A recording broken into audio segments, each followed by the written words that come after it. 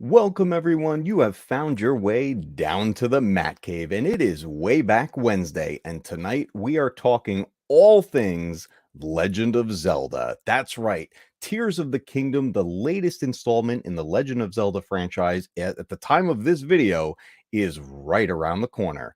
But I think it's the perfect time to talk about the journey we've all been on as fans of the world of Hyrule. It started way back in 1986 and is continuing to this day in 2023. But I'm not alone tonight. I've got some guests. We got a panel together for you guys tonight where we're going to take a journey down memory lane when it comes to all things The Legend of Zelda.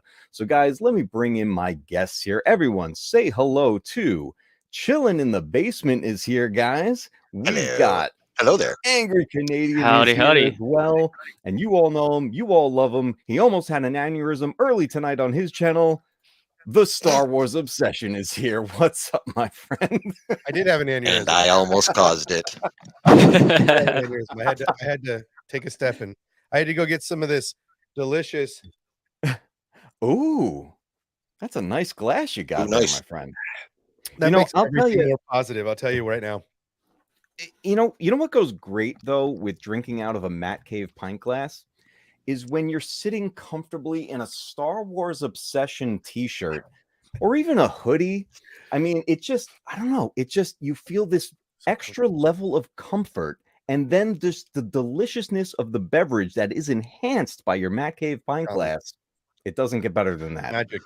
It's so magical. Absolute magic. Grogu is in the So stream it's so tonight, guys. magic. We're hanging out. That was a great segue, dude. That was a great segue. You know, we got to promote merch somehow, right?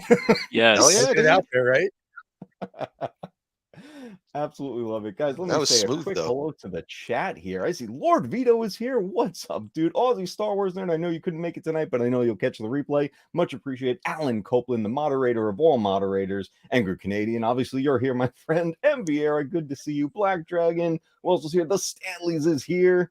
I'm scrolling. Donna's here. Welcome. King's Advisors. Hello, good sir. Good Hey, to see Alan. you. Yeah, we got some fun stuff to talk about tonight. I think, and then we even have another guest that will be popping in later on in the evening.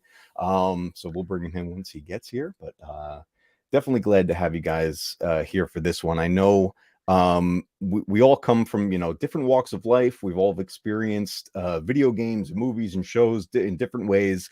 I feel like large franchises in the world of video games is one of those things that can be experienced differently, just like any big movie franchise. You know, you could certainly compare Legend of Zelda to things like Star Wars in a lot of ways. And being one of the longest running video game franchises of all time, that's still going and is strong as ever. There's a lot that could be said about this this franchise. But yeah, before we get going, just want to say hi to you guys here. Chilling in the basement. Good to have you on, man. Actually, I think this is the first time I've had you on the stream so far. Yes. And thank you. I believe it is. I believe this is Yeah. our first outing together. Angry Canadian, always happy to have you around, dude. You've been doing some awesome streams with the RPGs and stuff like that, man. So guys, if you haven't Appreciate it. if you haven't subbed to these guys, chilling in the basement's getting all nerdy with everything from Marvel to DC to Star Wars to you name it. An Angry Canadian is doing some killer gaming over on his channel, and he's got I'll let him promote his stuff, later on as well. But I know you got some stuff coming down the pipeline as well. And then the Star Wars obsession, dude, you are the Star Wars obsession. You're in there, man. You're pretty mad. I'm pretty mad. But we definitely got a lot of big fill of Star Wars news lately, and your channel's been covering it, dude. Guys, if you haven't yet subscribed to the Star Wars Obsession, get over there. Check out his replay from earlier tonight. It was an intense stream. And but tonight we're gonna talk not so much space fantasy, but more just fantasy. And we are in the land of Hyrule. So I'm curious how you guys all got into the franchise and how far you've been into the franchise. It all started back in Japan in 1986 and then made its way to the US and Europe in 1987 with the original Legend of Zelda back in the wonderful 8-bit era. So I'm thinking maybe we'll take a quick second. We'll go around the panel and see how we've experienced this. I guess we'll just go around clockwise. So Chillin', man, let's start it off with you. I know we talked earlier, and your experience with this franchise compared to the rest of us is actually more limited, but I'm very curious of your thoughts and your view of the franchise. Highly limited, but to be honest, I've only played the original 8-bit. I never actually got around to beating it. I ended up playing it more at friends' houses than mine. Mm-hmm. You okay there, Obsession? I was just going mad. Sorry. Don't mind. He's still got the ants in his pants from all the I'm working it out. Don't mind. Right. But I mean, I enjoyed playing it when I got to play it. I always liked the story. I liked it was just a very fun what's the word I'm looking for? It was just a game. It brought me in. It was a compelling game. Yeah, it's definitely a game that lured a lot of people in multiple ways. Everything from the cartridge design itself to the game itself. For me, that was, and we'll definitely dive into this deeper as we go, but it was the first open world video game I remember playing. And then seeing a gold cartridge on the shelf at Toys R Us. I mean, it was just like, I want that one. I want the gold shiny cartridge was dope. Yeah, the shiny cartridge. Angry Canadian, where did your journey with Zelda start? So for me, my very first experience, and I don't remember it too well, was I borrowed Ocarina of Time from somebody, and I had no idea what I was getting into, and I couldn't play it. I didn't understand what was going on, so I gave up on it. And it wasn't until I was an adult that I got to actually play the game and enjoy it. Or excuse me, teenager. But for me, what my introduction to Zelda was actually through Super Smash Brothers.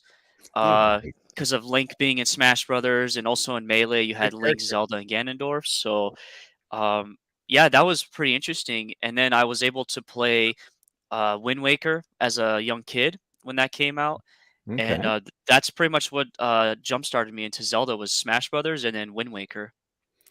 Nice. Yeah, that 64-bit era, especially with Ocarina of Time, that was a very big entry point for a lot of current day fans of Zelda. It was huge. And then, Wind Waker on the GameCube, that was a gigantic release as well. One of the most underrated, by the way, Zelda games, in my opinion. Obsession. You wearing the Triforce on your shirt and everything, man. Where did this start for you? I'm ready. Now, are we talking about?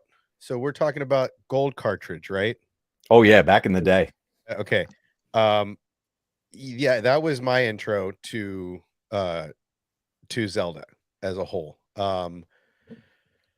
That game was difficult. There wasn't the internet back then. So it wasn't like, oh, I can't figure this out. Typey type. And I can figure out the cheats. You had to either have Nintendo Power. Oh yeah. Or you had to live in the gaming space. It wasn't it wasn't an easy game. It was Mhm. you had to find things and then remember where they were. Um, I I can't remember. I think that was the first game with a save, maybe that I played. For me, is what that was the first one I remember having that save ability because it had the backup battery in the cartridge. Which funny thing. So I have 3 copies of the original Legend of Zelda. All 3 are the gold cartridge. 2 of them still work perfectly fine as far as the battery. I think One I of have them though finally died, and I can't save to it. I think I have one downstairs. Mhm. I It's think I have a gold amazing cartridge. how they're still going. Hmm. Yeah. But that yeah, I mean that game was hours immersive. It wasn't just like, "Oh, I'm going to play for 10 minutes." You're like it was the first game I remember getting lost, Mhm. right? I mean, aside from Adventure on Atari, Oh yeah. this was the first time you went wherever you wanted. Now you did have to accomplish missions. You had to beat the bosses to get to the next item, to beat the next boss, and so on and so forth. But I mean, nowadays we're seeing there's cheats and speed runs and all this crazy stuff. And I'm like, how do you speed run Zelda? Yeah. Yes, speed running it's funny because I was actually asked the other day, if I was planning on doing any speed runs of a Resident Evil game. And I'm like, I'll be honest, I've never, outside of trying to beat a game within a certain amount of time for the sake of unlocking something, which Resident Evil is famous for, I've never purposely gone for a speed run. Like I'm more about the story and Right, having it, play out. right, Um, and Legend of Zelda, the original game, like you said, you load that up and you get lost. And it's one of those games that now I know that game like the back of my hand. I can just go wherever I need to go. I know what items I'm looking for. But that first time you play a game like this, it opens up, the screen opens up, and you're just there, and you're like, well, now what? There's a door right on the first screen. You happen to walk in because you're like, is that a door? And you go in. A dude gives you a sword, and he's just kind of like, take this. You're like, okay, great. And then you pick a direction, and you go. And it's just no directions, you get the little intro if you let the title screen wait, where it just tells you Princess Zelda's been captured by Ganon, and you got to go get the pieces of the Triforce, and may the force be with you. Good luck. And yeah, then have you're fun. just, See you when yeah, you see you, right? I yeah. mean, you don't really know what you're doing. There's Mhm, no instructions. There's no like, oh, okay, you got to do this and you got to accomplish this. There's no tutorials. mhm. It was go, find a Yeah. shield, get a sword, learn. Yep. And there was something so satisfying about those games back then when you did discover these things. Like that was what you ended up talking about out on the playground at school or whatever. It was like, did you guys find the bracelet thing in Zelda? Like it was like, this is I, the stuff. Or I Yep. remember hey, a lot of people at my where, school talking about it. Yep. well, yeah, like where's the door for the bomb maker? You're like, okay, you got to go to this map. It's 4 square. It's 4 over to the right, 3 down, 2 more right. Then you're gonna go at the end of the rock mountain. You're gonna go 4 spaces in, turn and lay a bomb, and that's where you find the door. And for 3 days, you're like, I don't remember what he said. Yes. You just bomb every part of the Yeah, you're walls you literally like see. every mountain. You're like bomb, bomb, bomb, bomb, bomb. Until Yep. finally you hear that magic, doo-doo-doo-doo-doo-doo, and you're like, all right, I found something. And Right? this Or Butter too. Bush. Yeah. You're like, oh, okay. So much for Smokey the Bear trying to prevent forest fires. Like Mhm. you're lighting fires. Yeah. It's oh man, the vandalism is running rampant And in I don't think you Hyrule. can make these games in the 80s or from the 80s now. I just think there's too much bomb Mhm. everything and burn everything down. Oh yeah. Oh, we got another guest, everybody. Hold Uh, up, hold up. We're right in the beginning of everything. We're still in the 8-bit era. We're talking about the original Zelda. Say hello, everybody, to Scotty Hawk. What's up, dude? Scotty. nope, Oh, nope. You're muted. he's muted. You're muted. He boomered it. He boomered. Uh-oh. No, he's not muted. Oh boy. Oh boy. You know, Oh, there if he you is. guys would There he not- is. if you guys could just pick a streaming platform and stick with it, my will not. We audio gotta keep my you on audio the move. inputs would We love will that. not. My audio inputs would love it. We were not. So what I Good to see you, miss, brother. Matt, Oh shit. We were just talking about where we all got our start with the Legend of Zelda franchise. So you're up, dude. Where did this all begin for you, man? Well, I mean, I've played all of them multiple times growing up. I think the obsession started with the Majora's Mask. I almost Ooh. blanked Oh, there that for was a a good minute. Yeah. Has anyone seen the fan edit, like the ridiculous CGI edit Of Majora's Mask? It's I think a fan edit. I don't think it's Oh. for many games. I think I know what you're but, talking about. It's a yeah. If Matt's open to it, I would share it and watch it. But I gotta look that up. That Reached sounds out. cool. you should definitely look it up. I'll try to link it. But Nice. yeah, Majora's Mask for me all the way. I beat it 100%. Got all the Yeah. masks. There was like a couple hidden secret masks I think in it too. So Mhm. Oh, Majora's Mask was, yeah. man, you talk about an investment into a game and putting time in.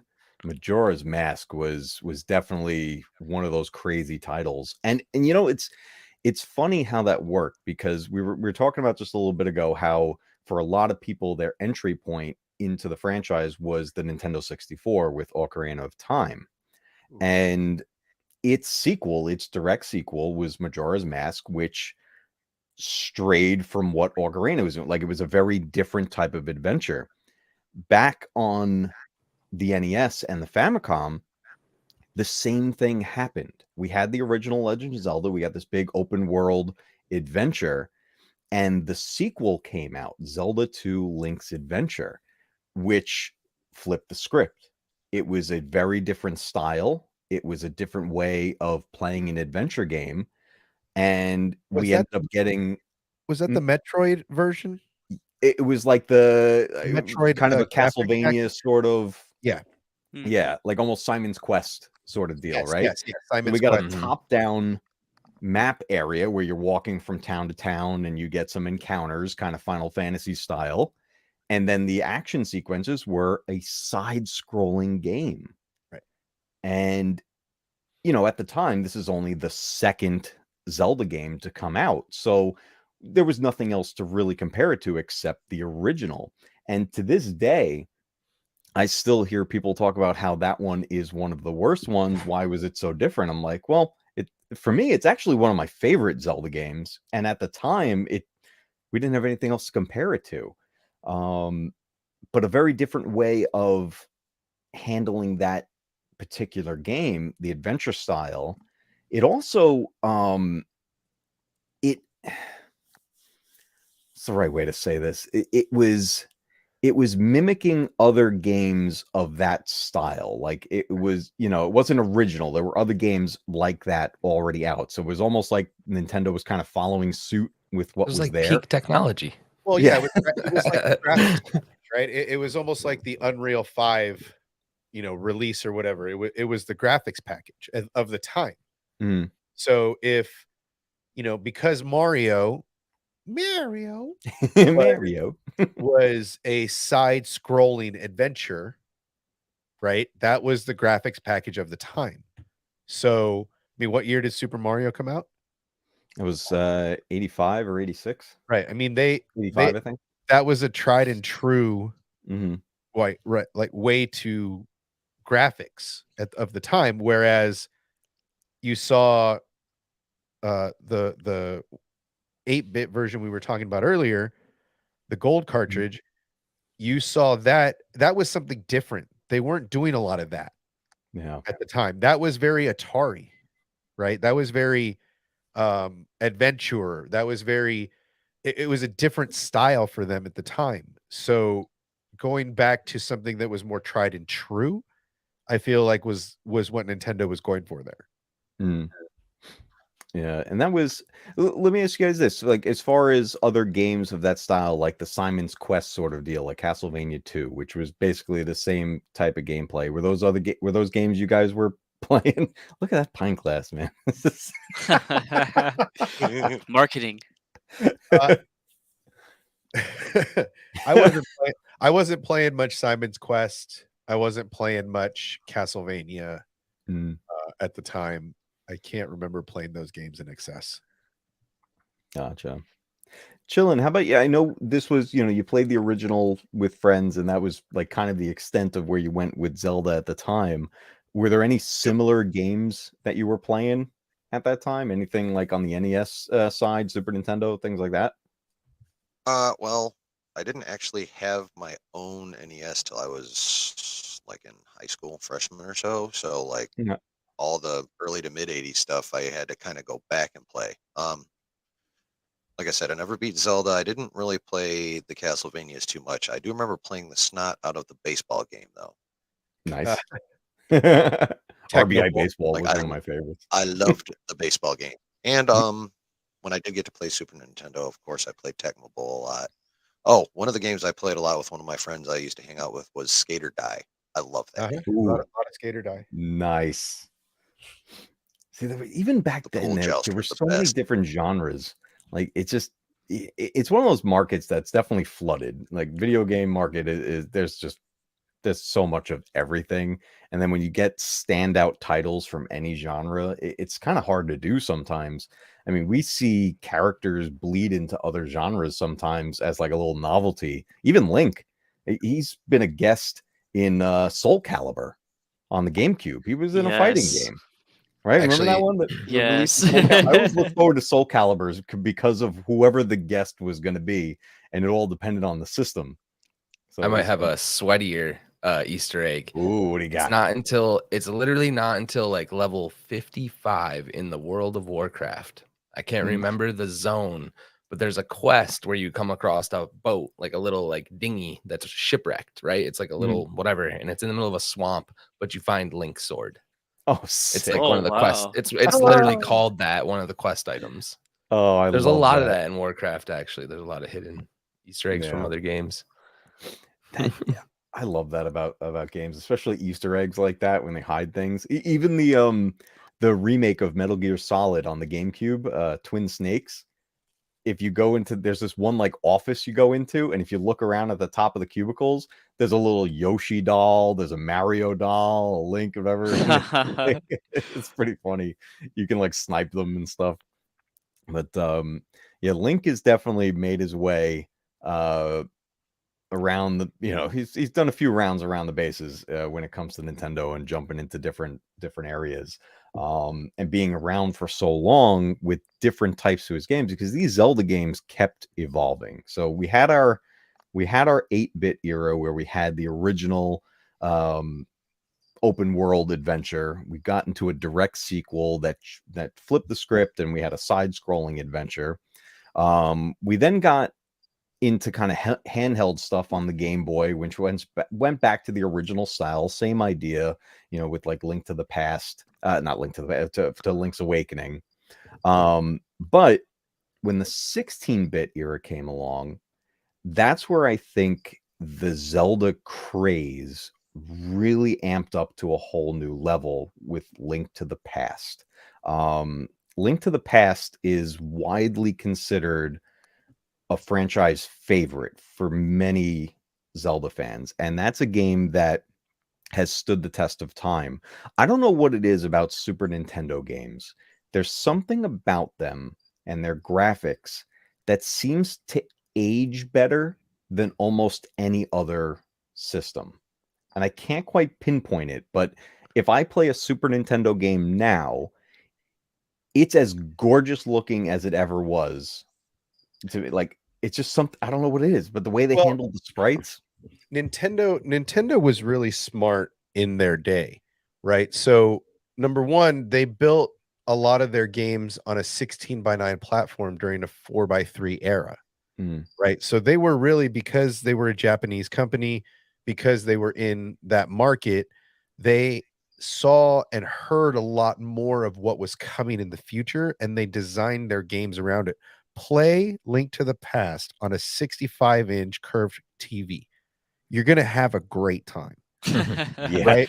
That's an Like, experience. I mean, it's going to look fantastic, right? 4K monitors and all that. It may not be a 4K game, but they look bitchin', right? And that's part of the allure to the old Super Nintendo, even the old NES, that these games were built to almost be on a 16:9 platform.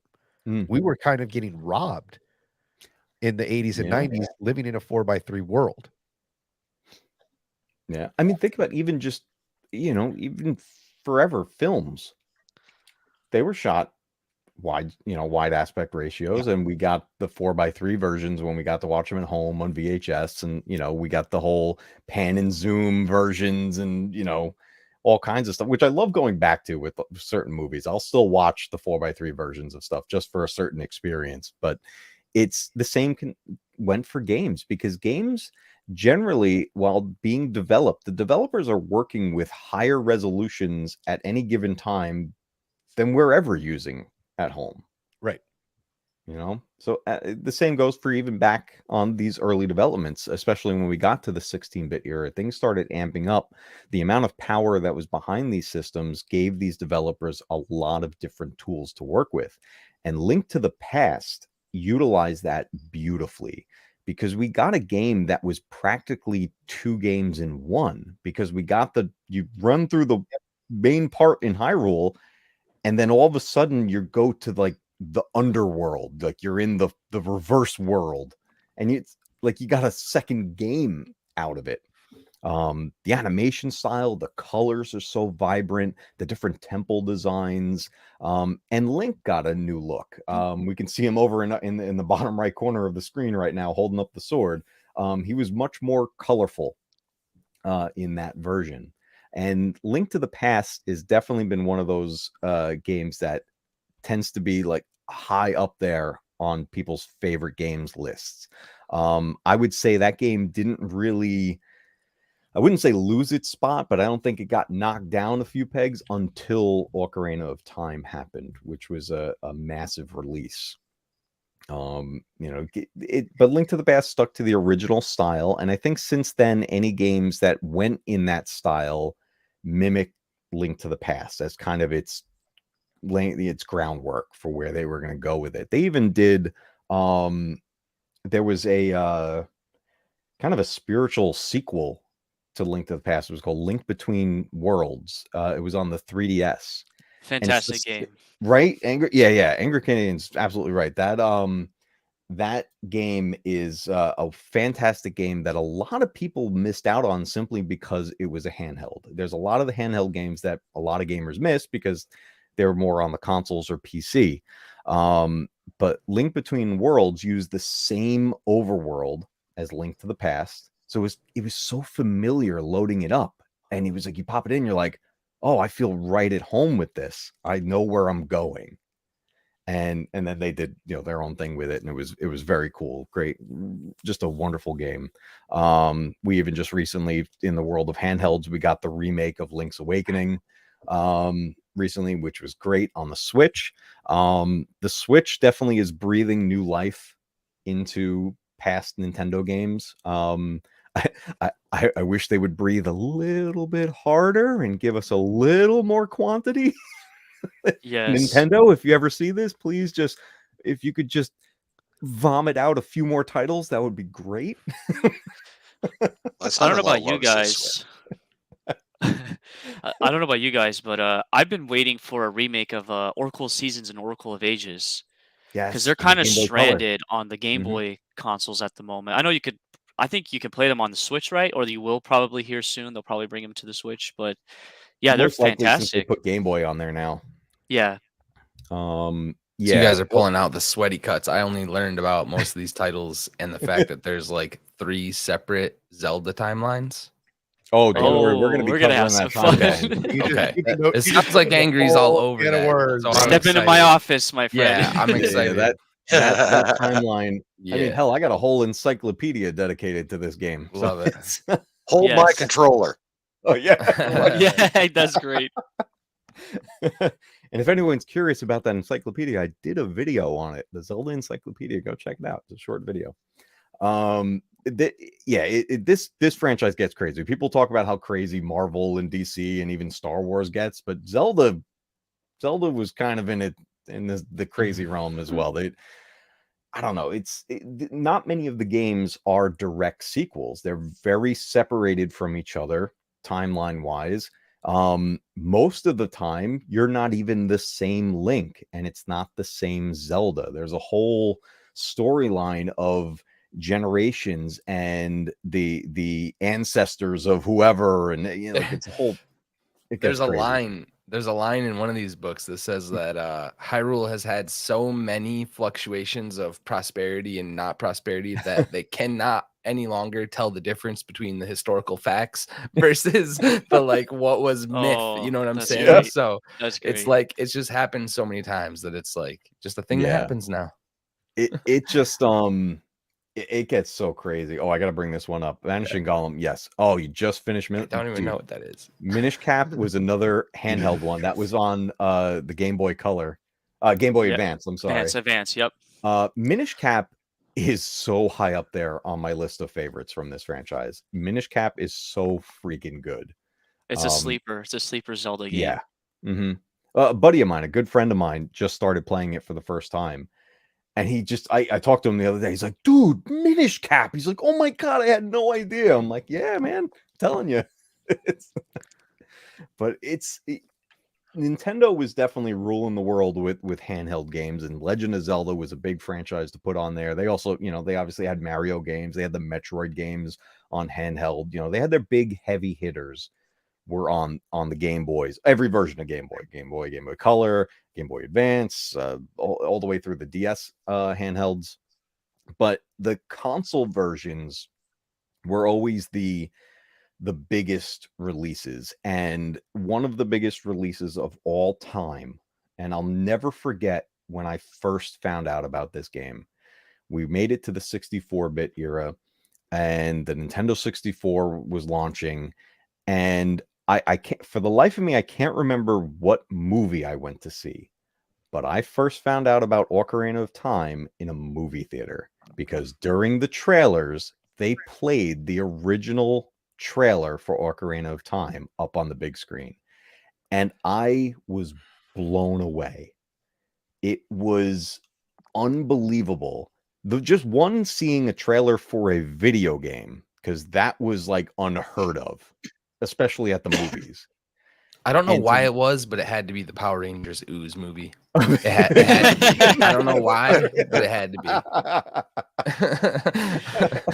It very well Just remembering it, like doesn't it start with him just running? You hear the horse steps. Yep. Like, isn't that how the trailer starts? And it's doing like there's like fire in the background. It's got all a bunch of words coming up on the screen. It's like, "Will thou shall not fail," or whatever. The whole thing.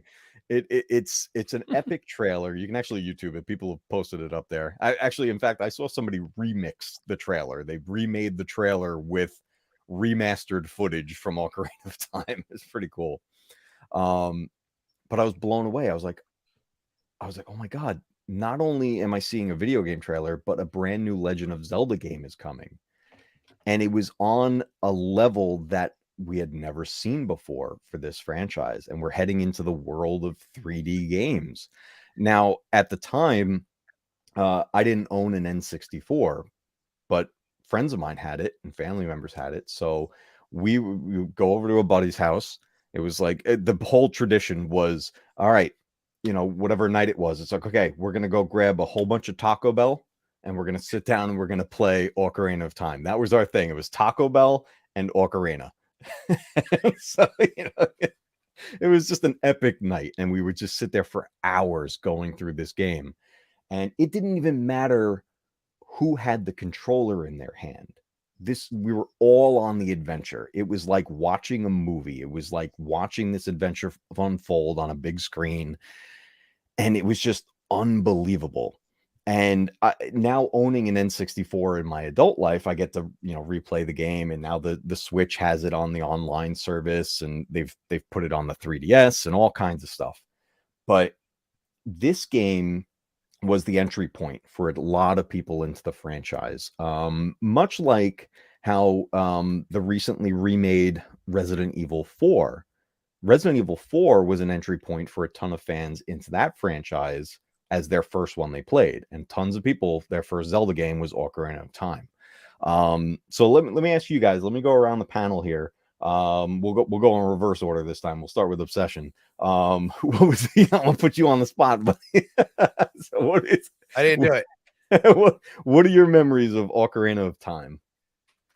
So that was the N64, right? Limited. The N64 controller was a difficult controller for me in general. So that platform was a very short-lived adventure for me. But I remember playing it and enjoying, like I said, I couldn't. Yeah, I had a real hard time with that. I You got a missing button there. I had a really hard time with it. That limited me on playtime. Once the N64 came out, I was kind of checked out of Nintendo for a while, to be honest. Yeah, the N64 was as far as controls was definitely weird. Once you got the hang of it, you can get through. It was the first entry into 3D gaming like that. We had Mario 64 as well, which was we didn't know any better. It was wonky to play, but we just didn't know any better because that was the first time we're doing that. But yeah, a game like Zelda with those controls was definitely funky. Scotty, what do you got for us? Ocarina of Time. I know you jumped in Majora's Mask, the sequel, but did you play through Ocarina? I did. The only thing I really remember most is like the music, and the music kind of was the masks in Majora's Mask. It was kind of the same type of mechanics where it gave you abilities when you played the songs, or they did specific things, right? Yeah, there Teleport was around. Yeah. You can call your horse to you. Yes. You could talk to Saria. I mean, yeah, music has a huge importance in Zelda, and that game, Ocarina of Time specifically, amplifies it. So one of the first games too, I think I remember, where you had to you were hitting the buttons to the tone of the song, kind of like a Guitar Hero, for lack of a better word. Yeah, it was the music was such a character of its own. Honestly, I would personally rank the Legend of Zelda music up there with John Williams level movie music, like how a John Williams tune and how it sets the tone for a film. The Legend of Zelda music, especially in Ocarina of Time, it sets the tone, it sets the mood, it brings the game to a whole different level. I mean, in fact, there's been live symphony orchestra concerts out there still to this day of Zelda music that they'll do that. They just released it just got released again in Japan and does not have, and I don't think will have, a US release of a really nice soundtrack album of all of the Legend of Zelda music. And I was looking it up. I was like, damn it. I was like, remember the name of it? I'll try to look it up what it was. I found it on Amazon, and it was it looked like such a gorgeous set with a great book giving you all the details of the music. It's all in Japanese. There's no English on it other than the title saying The Legend of Zelda, but then it has it in Japanese underneath it as well. It was just such a gorgeous set, and I'm actually just half tempted to just get it anyway, because the music is music. But I wanted to be able to read all the stuff. How recent was this, Matt, that they announced this? I saw this about a month ago. Okay. And it was a post I saw on Twitter that it might have been posting about something that happened even prior to that. It may be older than I know, but this set, this soundtrack set, was absolutely gorgeous. Because that's the thing about as much as music is an important piece to things like movies and TV shows, I'd say it's almost even more important in a video game, especially an adventure game. You want to be engulfed in this. You want to be immersed in the adventure. You want to feel like you are Link and you're doing this, which actually was the intent that Nintendo had with Link, because that's why he doesn't talk. The idea is you are Link. So it's like you speak for him. That's a big thing with Legend of Zelda, is that he doesn't speak, that Link doesn't speak. The first time I ever heard Link speak was in the Legend of Zelda cartoon that was on Friday afternoons instead of the Super Mario Brothers Super Show. And that's where we get famous lines like, "Excuse me, princess." It's like, wow, I didn't know Link was so whiny. He was Anakin before Anakin was Anakin. I was thinking that, but I wasn't gonna say it. Dude, video game music is Yeah. video game music is a thing that you don't even know you recognize until you hear it again. Like unlocks a core memory. You're just like, man, is that from like, I'm just trying to, we could sit here throughout this panel and we could all think of a game that none of us have ever played ever, but it's that one song we all know. Mm-hmm. We walk around with it forever. Oh yeah. I heard I haven't seen it yet. I'm going on Saturday. I heard the soundtrack for the Mario movie is really well done. That's what I hear. I heard that Nice. they threw some pop music in there as well, from what I heard, which I was like, oh, okay, whatever. I guess that was inevitable. But from what I'm hearing, the way they mix the pre-existing Mario themes from throughout the Mario games was really well done. So I'm really looking forward to hearing that. Actually, I heard some grown-ups were legit crying oh, that's fantastic. during this. I know I'm going to be one of those. I want to be that one. I want to be the one in tears at the Mario movie. Daddy, why is that band crying? Yep. Bearded man crying. Oh, this right here. Speaking of epic music, the GoldenEye pause music on the N64. It's so good. And they kept that intact on the online service for the Switch. It's great. That's another one too. We got to get some community gaming going and get some GoldenEye rounds going, because hot damn, that game is great. And especially with readapting the controls for modern schemes. So it's a great way of playing that. Which, by the way, you can do as well with Legend of Zelda Ocarina of Time. The same trick I did for GoldenEye, you can do for Ocarina of Time, and adapt the controller to be more modern. So a lot of cool stuff that Nintendo kind of kept that in mind when porting these games to the Switch, especially N64 games, because, you know, like we were just looking at before, you know, getting used to this was no easy feat. And to go back to this is probably even harder. It's painful. Yeah, I remember when my buddy got the N64 and we opened it up, because we all opened it up together, and that controller popped out. And I think we all unanimously said, like, how do you hold this? Where do you hold this? Like, what is this thing made out of? Oh boy. All right, everybody, hold on a second. Hitting the brakes for a second. We have another guest.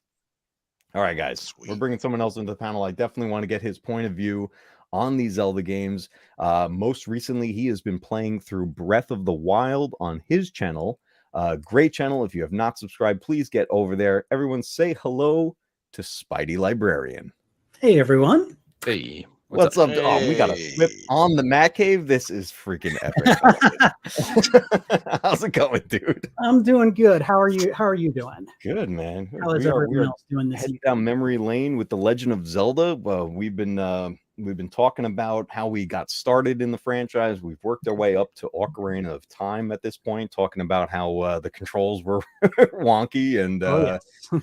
you know, things like that. But now that we got you here, before we push forward, I would love to find out where you got your start with the Legend of Zelda franchise. Oh, Where did it all man. begin? You really want to know how old I am, huh? Hey, I'm Um, with you. I'm with you. Yeah, Hey, yeah. the rest of us have already messed up. Okay, fair. That's fair. Right. So I was playing the original Legend of Zelda when it came out on the Nintendo Entertainment System when I was a kid, basically.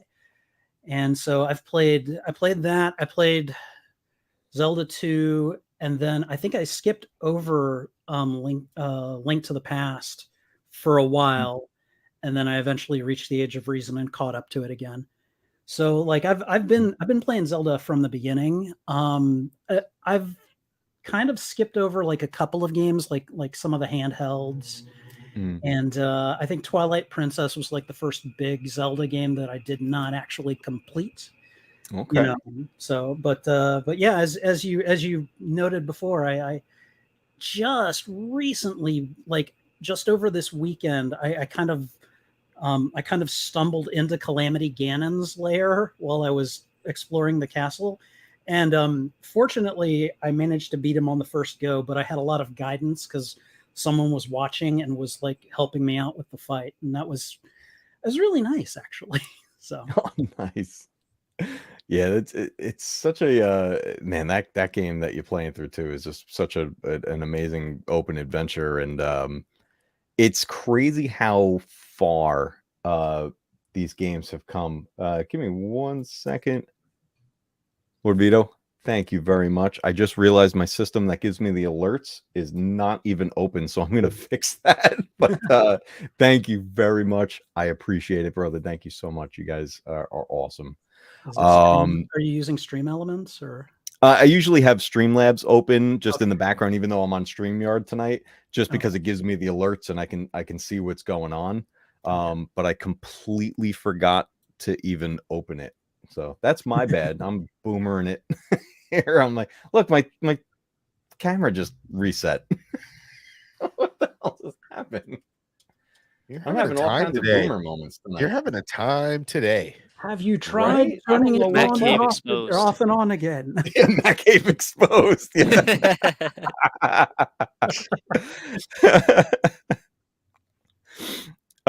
Okay, Lord Vito sent a message. Let me just give the props that are due. $10 tip. Thank you so much, Lord Vito. Says just showing love. Obsession told me to subscribe, so I did. That's right. Right. I appreciate you. Yeah. Thank you so much, man. I really appreciate it. That's awesome. Thank you so much. Check out that mug. Check out that mug. That cup right there is just it's one to have. It's definitely one to have. You know what? If it would only fill itself. That shirt. And the shirt, Stand yes, up everybody. A little, Matt. Check out that shirt. It's awesome. Love it. The Star Wars Obsession merch shop. Go check it out. That guy. You want melting R2? That guy right there. I was like, is that a bleeding R2 or something? It's like that's actually the name of it. It's my bleeding R2. Oh wow. Okay. It's so cool. I got a coffee mug with this symbol on it. I got a hoodie. I got this t-shirt. Yes, boys. Very nice. It's a good design for cheesy. Camera a little bit more here because I just messed up. Yeah, I mean, it kind of went crazy on you. That's awesome. Yeah, I don't know what just happened there. You know what? I don't think StreamYard liked that I opened Streamlabs all of a sudden. I was like, hey, what are you doing? You chose me. No, not the competition. Stop that. Stop that. But anyways, so N64 was a big deal when it came to video games, and the direct sequel to Ocarina of Time was Majora's Mask. And this was another game in the franchise that in much like the world of things like Star Wars, it split the fandom a bit, because there are people out there who actually despise Majora's Mask. It was a very different style to the adventure. It also, in my opinion, is one of the most difficult Zelda games in the lineup, mostly due to you have to backtrack a lot, and there's a lot of items to purposely collect. Like, that's the point of the story, is getting these masks and uncovering the mystery of what's going on with this crazy moon coming towards the world. And the other thing that turned off a lot of people was it's not in Hyrule anymore. It's oh man, I'm having a brain fart. What was that land Termina. called? What was it? Termina. Termina. Yeah, Yes. Termina Field. or So Termina. it's definitely a dark story, a very dark take for the Legend of Zelda franchise. It's one of the reasons I like it. Yeah, that's actually one of the And biggest it's reasons part of why I this like kid. It's part of the kid timeline.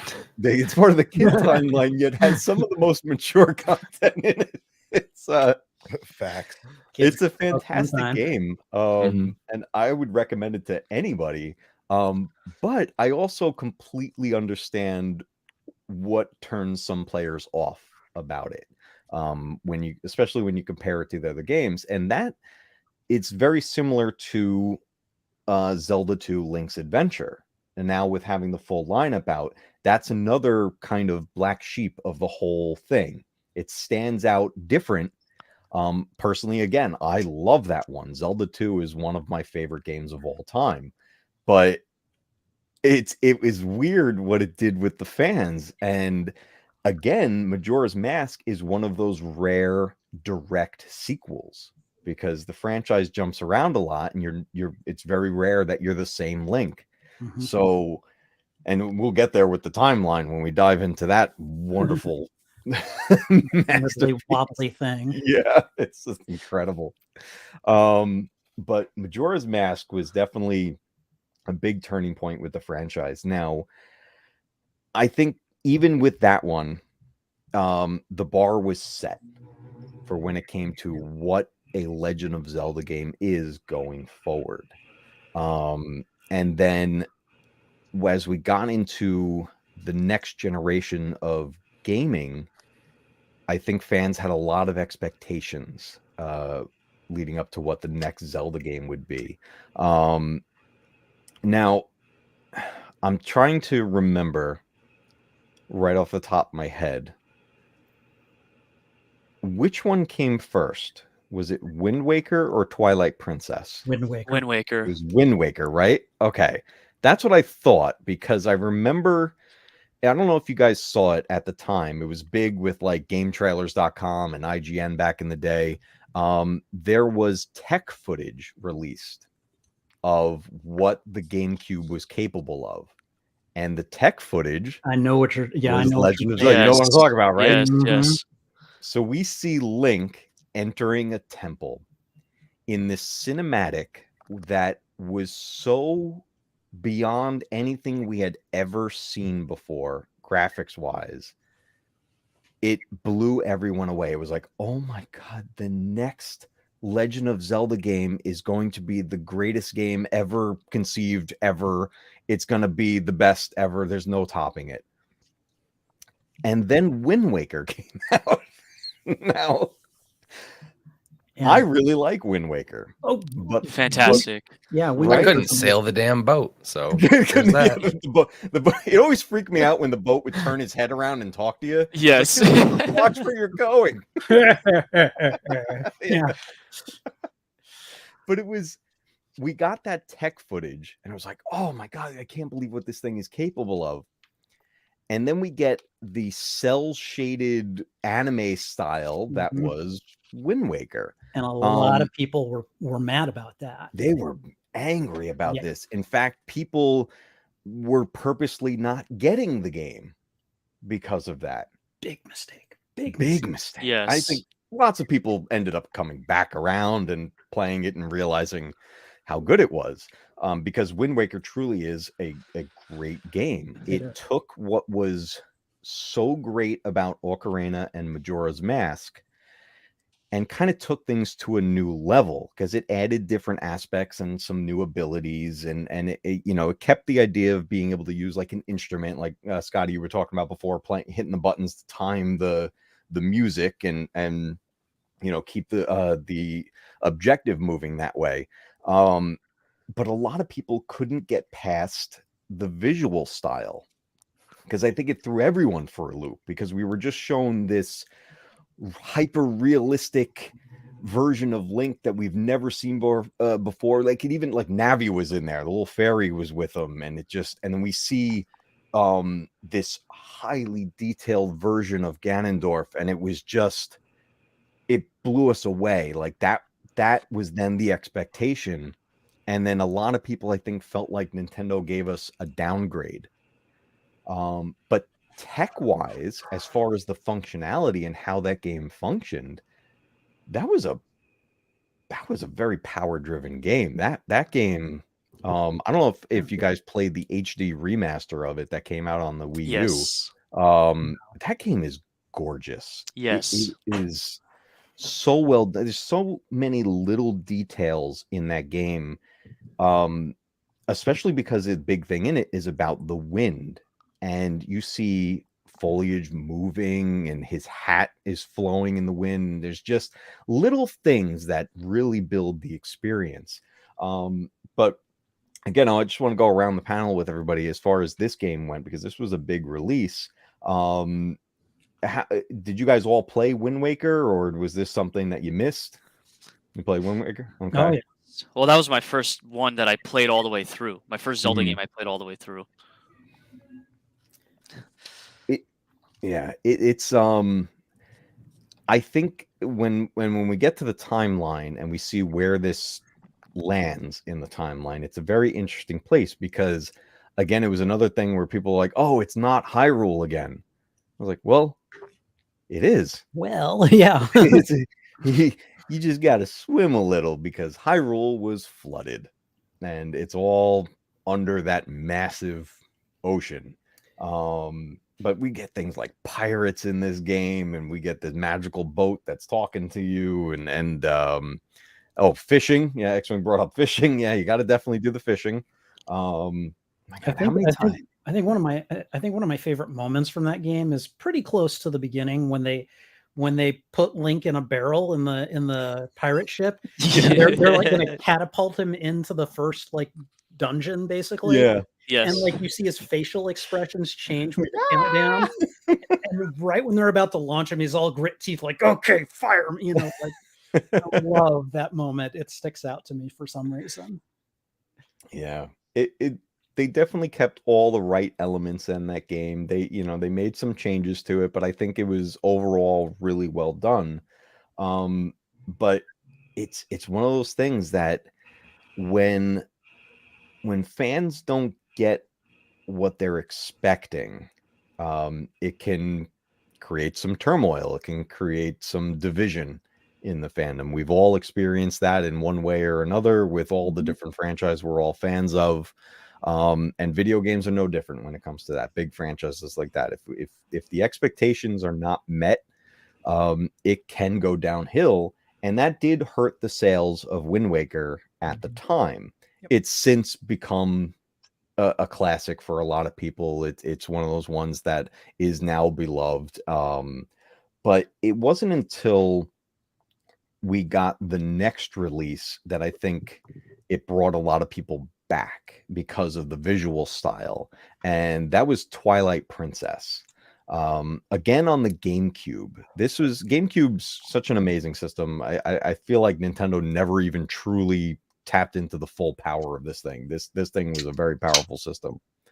Still got the best Mario Kart ever made. Right? Fact. Oh, Big Double dash. Double dash. You get the two riders on the thing. Oh man, Nothing compares. They got to port that to the Switch. That would be amazing.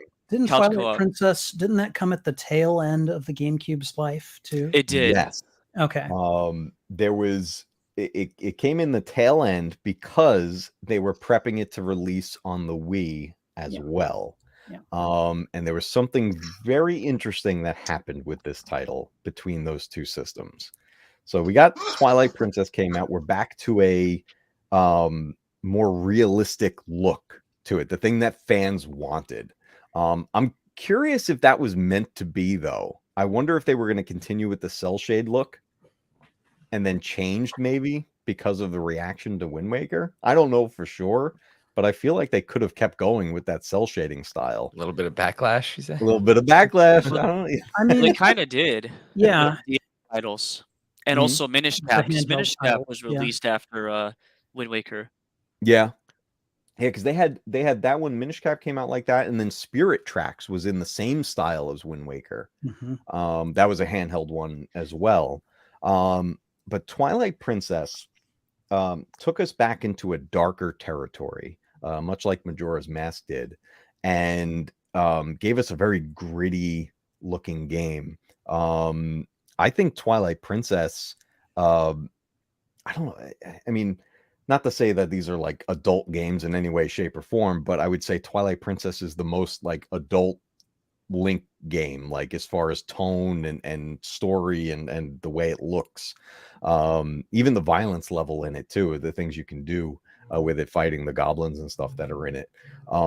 But something very curious happened. So this came out on the GameCube, and forever Link was left-handed.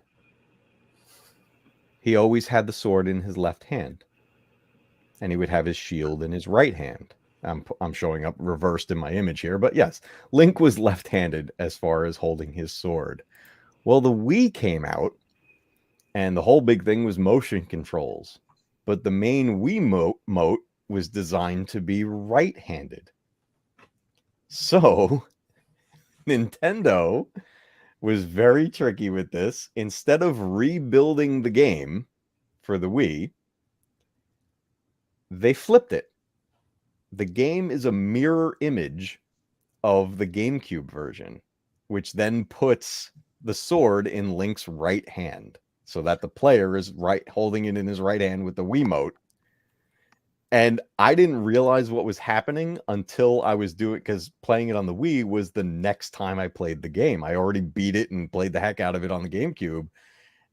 And I thought I know where I was going on the map and realized, wait a second, how am I going the wrong way? Nintendo has another puzzle for you. Another puzzle. Figure I out should have the took a map left again. turn at Albuquerque. Right? I knew I should have taken that left point at Albuquerque. They flipped it. That's all they had to do.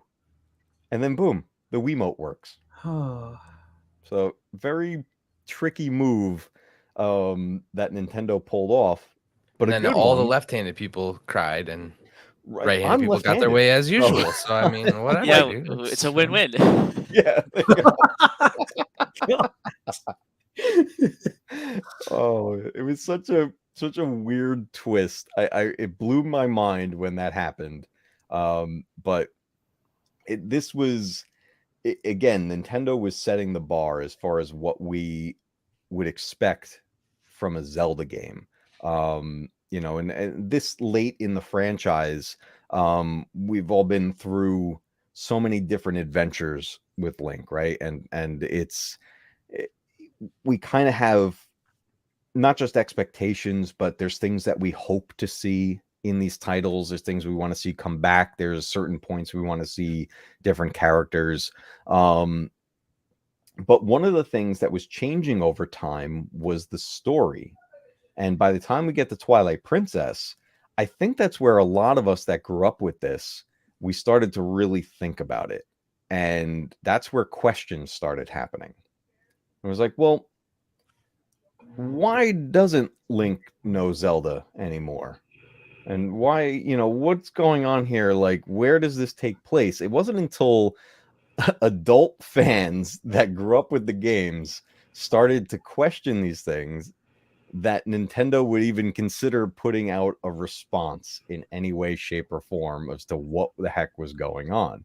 Because we would just be like, as a kid, you're like, oh, it's Link and Zelda. You know, we're gonna go save Zelda, or we're gonna do this, and it's, you know, cool, okay.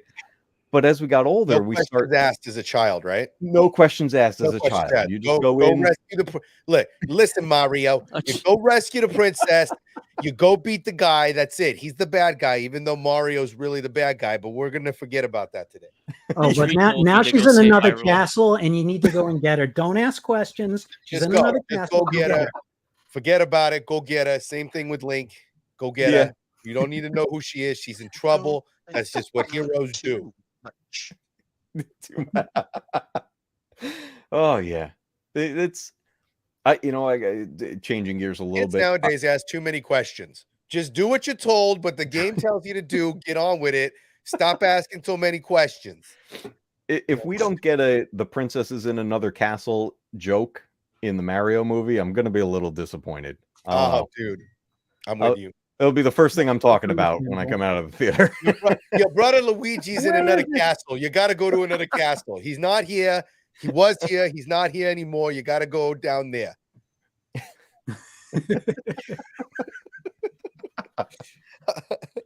The movie Oh should my just God. end like that. The movie should literally just end with him taking the To be princess Oh to my another God, that'd be castle. so great. With a game over screen. To be continued. ... That'd be fantastic. So let me ask you guys this, and maybe I could be alone in this. derail you.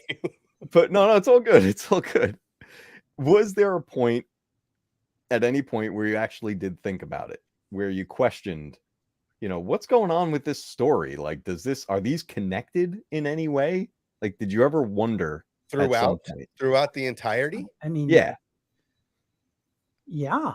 I remember thinking that probably when I played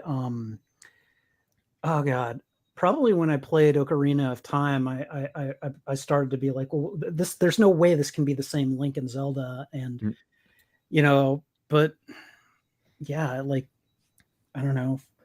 I always felt maybe this is the Star Wars background in me before I played Nintendo, but maybe it was, I just feel like the chosen hero was always just a random person, and you're that person, right? Like, you're not by blood, you're not by royalty, or you're not a knight of any kind. You're just this boy who gets thrust into this awful predicament, but you're the only one, right? The Master Sword chooses you, right? That it's very, for me, it's very that nobody hero, right? That kid from the desert that nobody knew, right? It's very common in the hero's journey, right? I mean, you don't get to choose if you're the hero. Sometimes the journey chooses you. And I feel like that's kind of how I always went with Zelda. It was like, look, you're just a kid who got put in this situation, and you just so happen to be the one. Yeah. It's that you get a bit of a case of almost a reluctant hero, of like, I don't know why I'm doing this. I mean, you even think about like the beginning of Ocarina of Time. You get the fairy just going to wake him up. It's like, hey, a big magic tree wants to talk to you, and you got to go save the world. Go. Don't ask questions. Just go. The building's on fire. Grab the fairy and go. Listen. God, dude.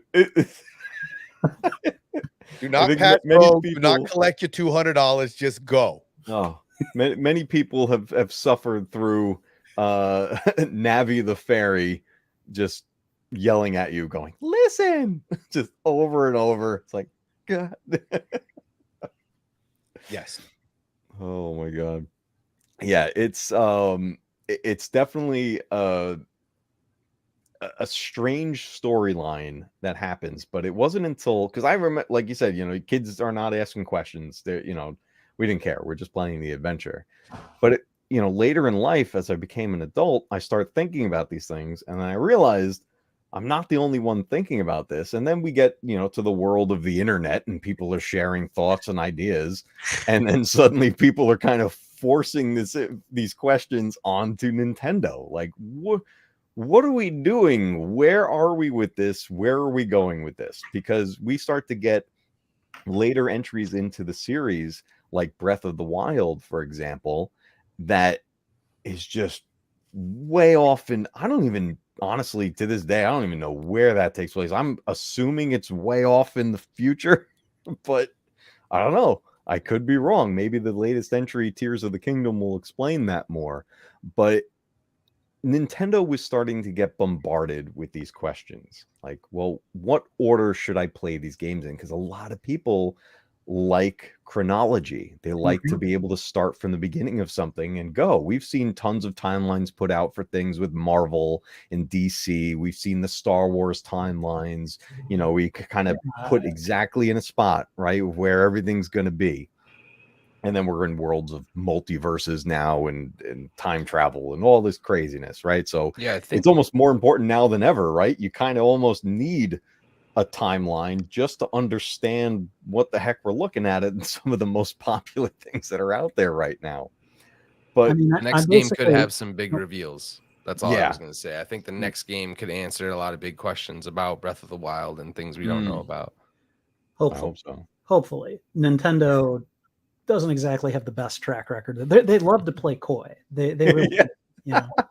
I feel like the franchise is due for some kind of newer, not like super new, but like this is a new story that they can develop. Yeah. The hope so. new entry is definitely going to have some tie-ins. X-Wing just mentioned it too. This is going to be great. This is something I'm looking forward to as well. There's clearly going to be tie-ins to Dude. Skyward Sword. Skyward Sword was definitely a strange entry on the Wii, very dedicated to motion controls, which somewhat alienated fans and players, but overall a really good game, and began to tell us the story of the origins of the Master Sword itself. And we can see the Master Sword right above my head in the image here. Link's weapon of choice, the Master Sword, one of the coolest weapons in video game history. And we start to get its origin story.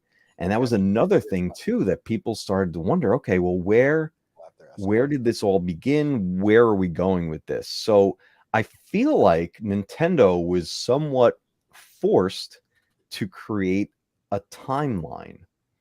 And a few years ago, look at this guy go with that glass. A few years ago, Nintendo put out an official encyclopedia all about the Legend of Zelda. And it's a great, great book. I have it. It comes in an oversized Nintendo cartridge sleeve, and the book itself literally feels like the cartridge. Like I don't know how else to explain it. If you touch it, you're like, I'm touching the Nintendo cartridge, the gold one. It's just amazing. A great book. But within that book, and I'm going to bring something up on the screen here for us. Within that book is Pretty. a timeline. And they basically laid it out for us. When this book came out, Breath of the Wild was just about to be released. So that's as far as this goes. But they actually went in, I'll zoom in a little more here. They started to explain where the story began. And we found out that Skyward Sword was the start of all of it. And this is where we get the origins of the Master Sword. And we're learning all about this, and they tell us exactly what's going on with the goddess. And we're talking about, the different eras of chaos and prosperity. We found out that Minish Cap on the handheld on the Game Boy was the next in the line. It was like, okay, that's really interesting. We end up finding out that Four Swords, which was a weird entry on the GameCube, was part of the chronology. That kind of blew people away because this game seemed like more of a side like spin-off than anything else. Oh, Matt, real quickly, this Mhm. Four Swords is the Game Boy version one. It's the one that came as a double game with Link to the Past for the Game Boy Advance. Okay. I was always kind of thinking this was the GameCube one. The GameCube one is Four Swords Adventure, and you'll see it farther down the timeline. Good call. See, That's this cool. is You can kind of see the split cover. Yeah, right on there. It's definitely Thing is, cool. I think I have that one. I think I have the Link to the Past with the Four Swords as the other game, and I've never played Four Swords simply because it requires multiplayer. I believe Multiple Like, players. Yeah. I can't play it. Yes. Some of these are like the Yoshi's Island of the franchise. Where Yeah. like not everybody beat Yoshi's Island, not everybody played Four Swords. Yeah, it's one of those That's ones that great. kind That's of Certainly true. people passed it up quite a bit. Then we get into Ocarina of Time, and we're hearing about the Sacred Realm becomes the Dark World, and we were talking about Ganondorf becoming the Demon King Ganon.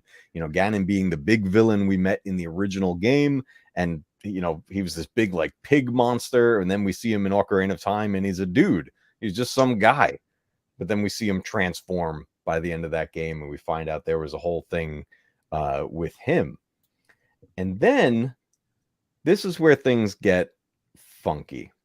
So the end of Ocarina of Time Oh, are there two endings to that? is what? Are there two endings to Ocarina of Time? Technically, Is this like a KOTOR where you can go good or bad? Come on, let's you can't play the two endings because there's only one ending to the game. But so people who think about it as certain rules of time travel or maybe multiverse, this is where they threw other questions at Nintendo. And that's where this timeline gets wonky. Because the way people came at Nintendo about this, they were like, well, because as fans, we got real sweaty on this. And so Nintendo had to make a choice. It was the internet era made people sweaty. Shut the front door. Oh yes, so sweaty. There isn't enough deodorant in the world to handle this amount of sweat. And Nintendo was like, we got to make a decision because it seems like we can't just make this go down a line. Because you beat Ocarina of Time, it involves time travel. Spoiler alert. You start the game as young boy, kid Link. You end up jumping through time 7 years, and you play the adventure as adult Link. But when you beat the game, your reward is that you get sent back 7 years to your childhood so that Link could have that time back. But the sweaties got in on that and we're like, well, what happens then to that other world where now Link disappeared? What's going on? So there's a timeline where the hero wins, and it's labeled in here as the hero is triumphant, and everything is, heads a certain course, or Link vanished, and there was no adult Link to defeat Ganon or Ganondorf at the time. So what happened now? So that's considered the hero is defeated timeline. So there was technically two endings to the game, and we didn't know it. But fans got real sweaty on this. So we have two timeline breaks, actually three. I was going to say, because there's two timelines where he goes back as a child. One where he warns Zelda, and the other where he just disappears from history. Yes. so that's where GG's, gets Nintendo. Real crazy. Wow. So this gets broken up into three, right? Yeah, chilling. This is where this shit gets like. This is gonna hurt our brains here, real quick. It's hard to even speak about this. My brain has been broken by this so many times. Angry Canadian, take it over. Yeah, sure. If you want me to, I understand this literally. well. Literally, you know what? If that's the case, then it. Angry Canadian, please take the baton. If you want to explain this, let's do it. Yeah. Okay. Well, let's start with the easiest one. So if you were to play Ocarina of Time and you get to the end and you fight Ganondorf and Link gets defeated, we branch off to what is known as the fallen hero timeline, which is that left column you see there. And so what happens in there is we have Link to the Past, and then Oracle of Ages and Seasons, and Link's Awakening. Now, Oracle of Ages and Oracle of Seasons and Link's Awakening supposedly are the same Link. All three games, it's the same Link. And then later on, we have the first two Zelda games. So you just have to remember, if you were to play Ocarina of Time, and let's say you die, you get defeated, that splits off and creates the Fallen Hero timeline, and then those games fit into there.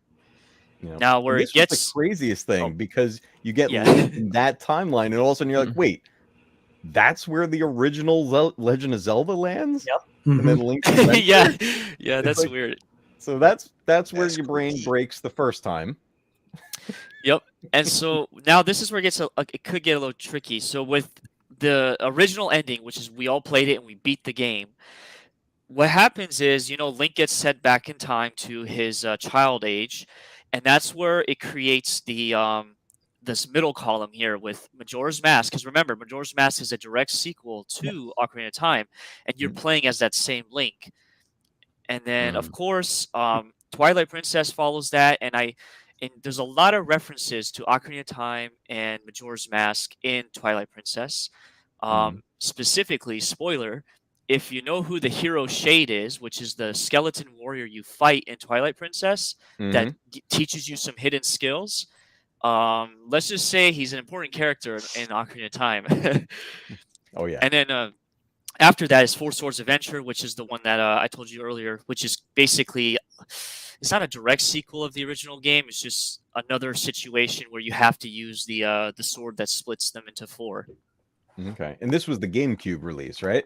Yes, this is the GameCube release, which is actually a really weird Zelda game because they Yeah. use music from across the different Zelda games. They use sound files from the different Zelda games, and then even like the gameplay, it's kind of weird. Like you go inside a cave and it shows you like a mini Game Boy screen on your screen because you can actually play this game with a Game Boy Advance if you have that GameCube link cable, which is kind Yeah. of cool. But yeah, so that's the middle column. So once again, Link beats Ganon. Zelda sends him back to when he's a kid, and then he's continuing his adventure with Majora's Mask. Yep. And then yeah, with this final one, this is now this is where it gets weird. I think if I remember correctly, this is referring to when Link gets sent back as a kid. The Zelda that stays there, that timeline that's created, the 7 years in the future, that is that timeline. So Yes. the what do you call it? The world that's saved at the end of Ocarina of Time creates this new timeline that starts off with Wind Waker and Phantom Hourglass and Spirit Tracks. And this is That's where, yeah, the adult Link continued, and there was a time of prosperity.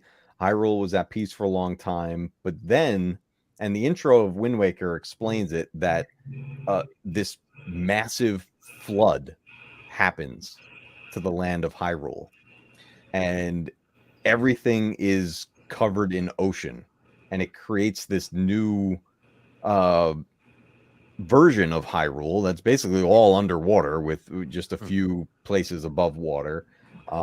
And anything that got buried by the water has now become legend in itself, because this takes place years. This is like generations have passed. So we don't have we're back to a kid Link. It's like a new descendant. Or actually, he wasn't a descendant. They had like a tradition in this village. It's a tradition, like, yes. yeah, it was like the firstborn of whatever in the family, and you accomplish something, you get the green tunic as like a thing, like a symbol of I think it's just when you turn 12 or It was a something. coming of age age. gift. Yeah, It was a okay. coming of age gift. Can I jump in with a question here? Yeah. Because this split between the two successful eras or the two successful endings of Ocarina of Time, I've never been quite clear on them. So in the first one, you get sent back as a child, and it's assumed that everything that happens in Hyrule without Link is what happens in that, without adult Link protecting it, is what happens in that middle column. Am I correct? So that middle column is you go back in time to like the beginning of Ocarina of Time, like the game, and you meet Zelda, and then you tell her I guess you tell her the adventure you went on, and then you guys stop Ganon from getting the Triforce. And then that's when you start, it does all those games in the middle with Majora's Mask and Twilight Princess. Whereas the adult one it's like you get that cutscene, right, with Zelda sending Link back in time, and you're up in like the sky. Pretty much, if you just didn't follow Link back in time, but you followed Zelda right there in that cutscene, and that's where the Wind Waker game and the Phantom Hourglass and Spirit Tracks come after. You're in that world, her timeline, pretty much. Okay. Yeah, where like Link is no longer part of that world. I guess like I know that there's some causality or some relationship. I just feel like I get them confused, and I think one is the other and vice versa. You know what I'm saying? I guess I feel like Nintendo could have done a better job like explaining exactly the conditions for each of those two successful timelines, because they've always confused me at least a little bit. It's one of those things where I don't think Nintendo ever expected nor intended to explain this. No, they didn't want to. It was kind of, it was just like every game was its own adventure. Yeah. And it's kind of doing your thing, but you can reboot a franchise too many times, is what they're saying. Yeah. True. This One is too many. true. So wait. Uh-oh. Here we go. His brain is melting under his hat right now. So wait, I just had a stroke and I just woke up. Wow. Okay. Yeah, well, hold on a second. If you think you're lost right now, Chillin is like, what the F are these guys talking about? Okay. See, my main problem with all of these kinds of games is I don't have that natural compass in my head that so many people seem to have. So I would just get lost and I'd get frustrated and I'd say, and then I'd be done. Yeah, it's fair Okay. enough. I have this feeling, Chillin, that you're exactly the type of consumer that Nintendo would like, where they're just like, don't ask questions, just enjoy it. I didn't have any of these questions until we sat here today. That's why okay. Right? So you're telling me scroll up a little bit on this. I got it. Or widen out so I can Yeah, let's get a. I need the whole image. Okay. So you're telling me Ocarina of Time is like the breaking point. That's the Right. breaking point. Where the the end where of the that stream game. where Your the death stream matters flip. more in that one than the other Okay. games. So in that game, there are two endings. There is one ending that you play and one that we don't. Is that what I'm gathering? Yes. Okay. Yes. Where did this hidden ending come from? Do we get to see it ever? No. It's Therein a lies the hidden confusion. ending that the fandom Created in their own Letty minds? created in their minds and forced upon Nintendo. Yes, that is correct. So Nintendo has acknowledged this. They have Pretty much, acknowledged this yes. split in timeline. Pretty much, yes. So the fandom forced the hands of the creator to create a split in the universe to make this all make sense. Is that what I'm hearing? Yes. Yes. Okay. You're Okay. That is One of us.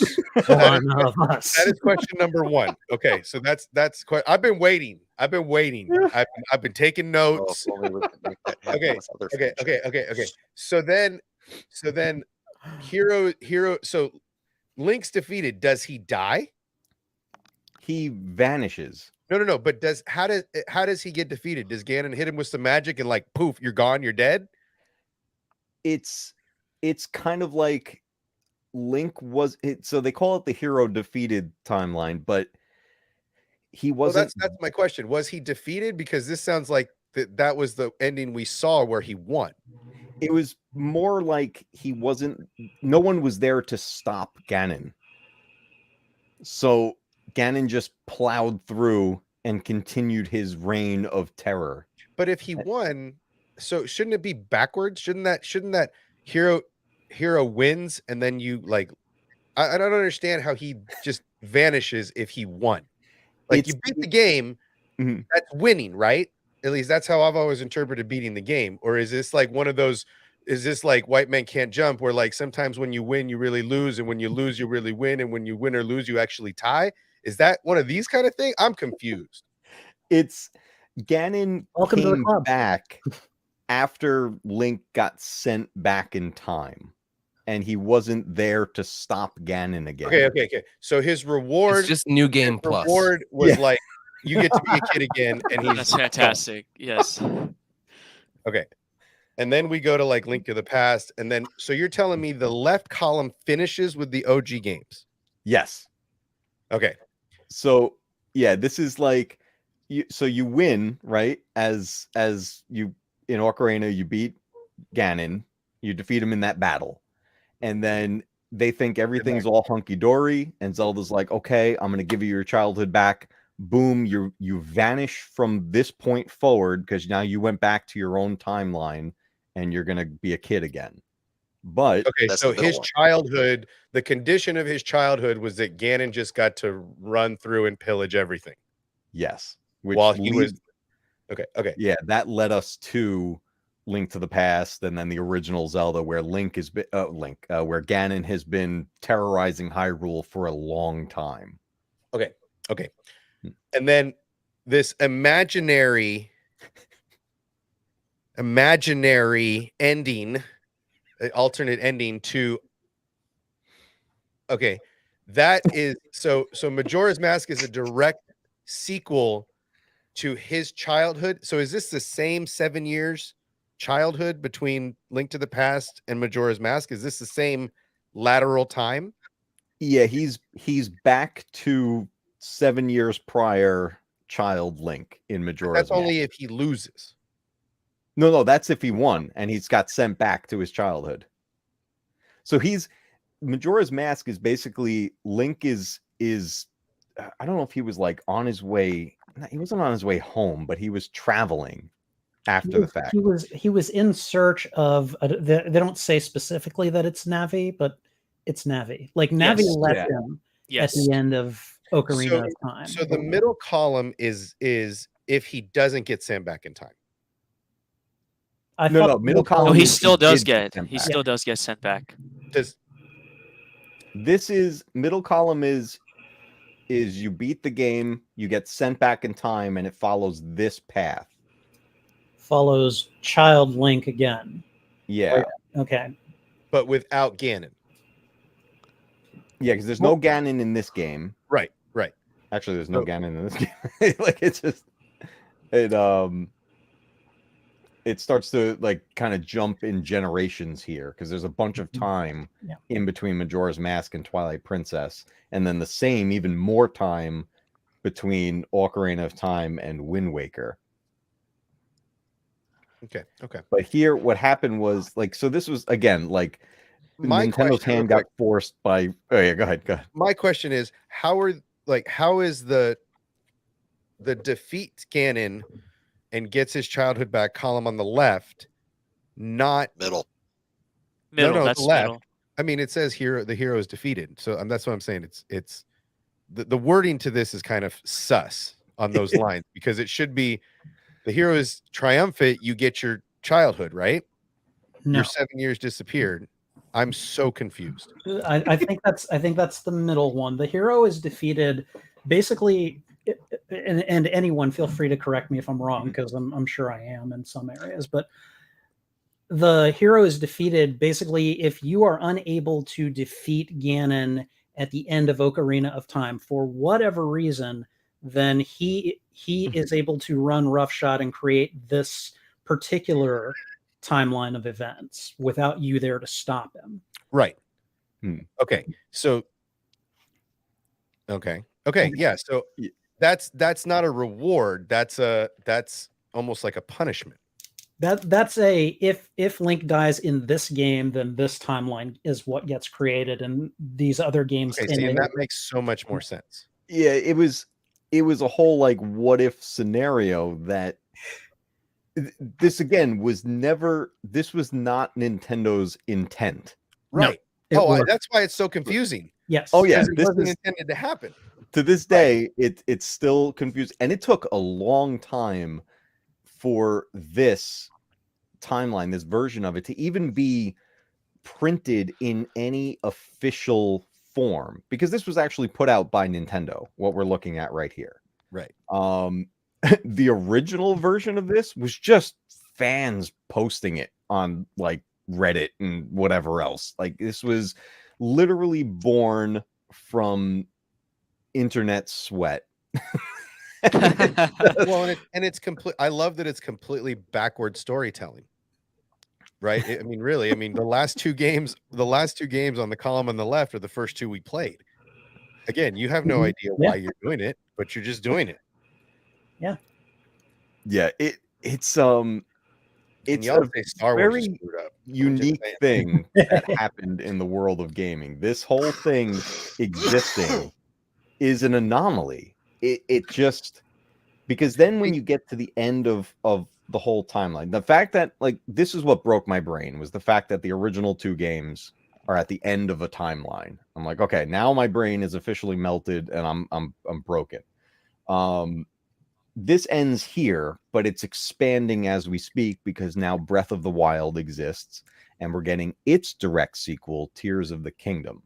So are all the games I grew up with basically just a what if scenario? Yeah, actually, yeah, pretty much. Yes. Cool. What So we grew up with was a what if scenario. Say that about all games. So I'm all the games I grew up with were just dreams that Link had, basically. Here we go. Link to the Past. Yeah. Well, Link's Awakening is quite literally a dream. I wouldn't say they were dreams. You're not wrong. So Yeah. awesome. But yeah, Link's Awakening is technically a dream. I mean, I guess probably, at least for me, the easiest way to think of this is in terms of Marvel and just say this is all multiverse Zelda. You know, like different timelines, different realities. You know, it can all exist, and it all doesn't necessarily exist. You know. Yeah. I mean, So so many- Ganon is king. Yeah, Ganon is king. He's He would like to think he is. Yes. Rex was like my brain hurts. Yes. Exactly. And I mean, I didn't look. I mean, I Well, played all these games all my life, right? All my gaming life since I was little on the NES with gold cartridge games. I played this stuff my whole life. I have been blindly unaware to this connection to all the, because again, you just play the game. I don't ask questions. Mhm. When it comes to Zelda, you just pick up your sword, you grab your shield, and you say goodbye to whoever's in the house and you go. That's it. It's cool he got a horse. It's cool he's got a pirate ship. It's cool he's got all these cool toys. But man, I was blindly unaware that Majora's Mask was the true timeline, so to speak. Well, let me blow your mind some more. Oh, here we go. Do it. So actually, this isn't this is not confirmed because Nintendo, you know, they take their time to do this. People are theorizing that Breath of the Wild is actually all three timelines converging into one point. Oh my God! Don't Yeah. tell me that. Because No, if you look at it, like yeah. Zelda the Battle rate- World. Go on. because if you think about it, Continue. Breath of the Wild, Breath of the Wild has 4 races in there. You got the Ruto, the Goron, the Mhm. sorry, not the Ruto, the Zora, the Rito, the Goron, and the Koroks are in there. The humans are in there, and Wind Waker has the Koroks, and but Wind Waker doesn't have technically the Zoras, because they evolved into the Rito. Right. And then also with Twilight Princess, you know, is a continuation of Ocarina of Time. So you have the Goron and the Zoras there, but you don't have the Koroks.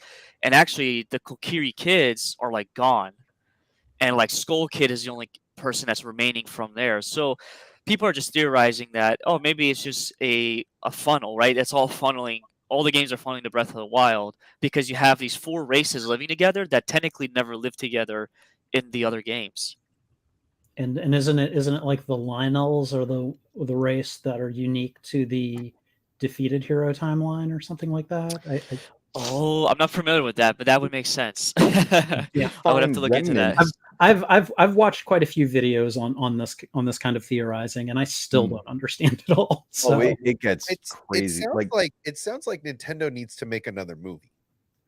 What it sounds like. It sounds like, I mean, if Super Mario Brothers is their first toe dipping into the new space of movies, and it's been a success from what I understand, making grown men cry in the theater.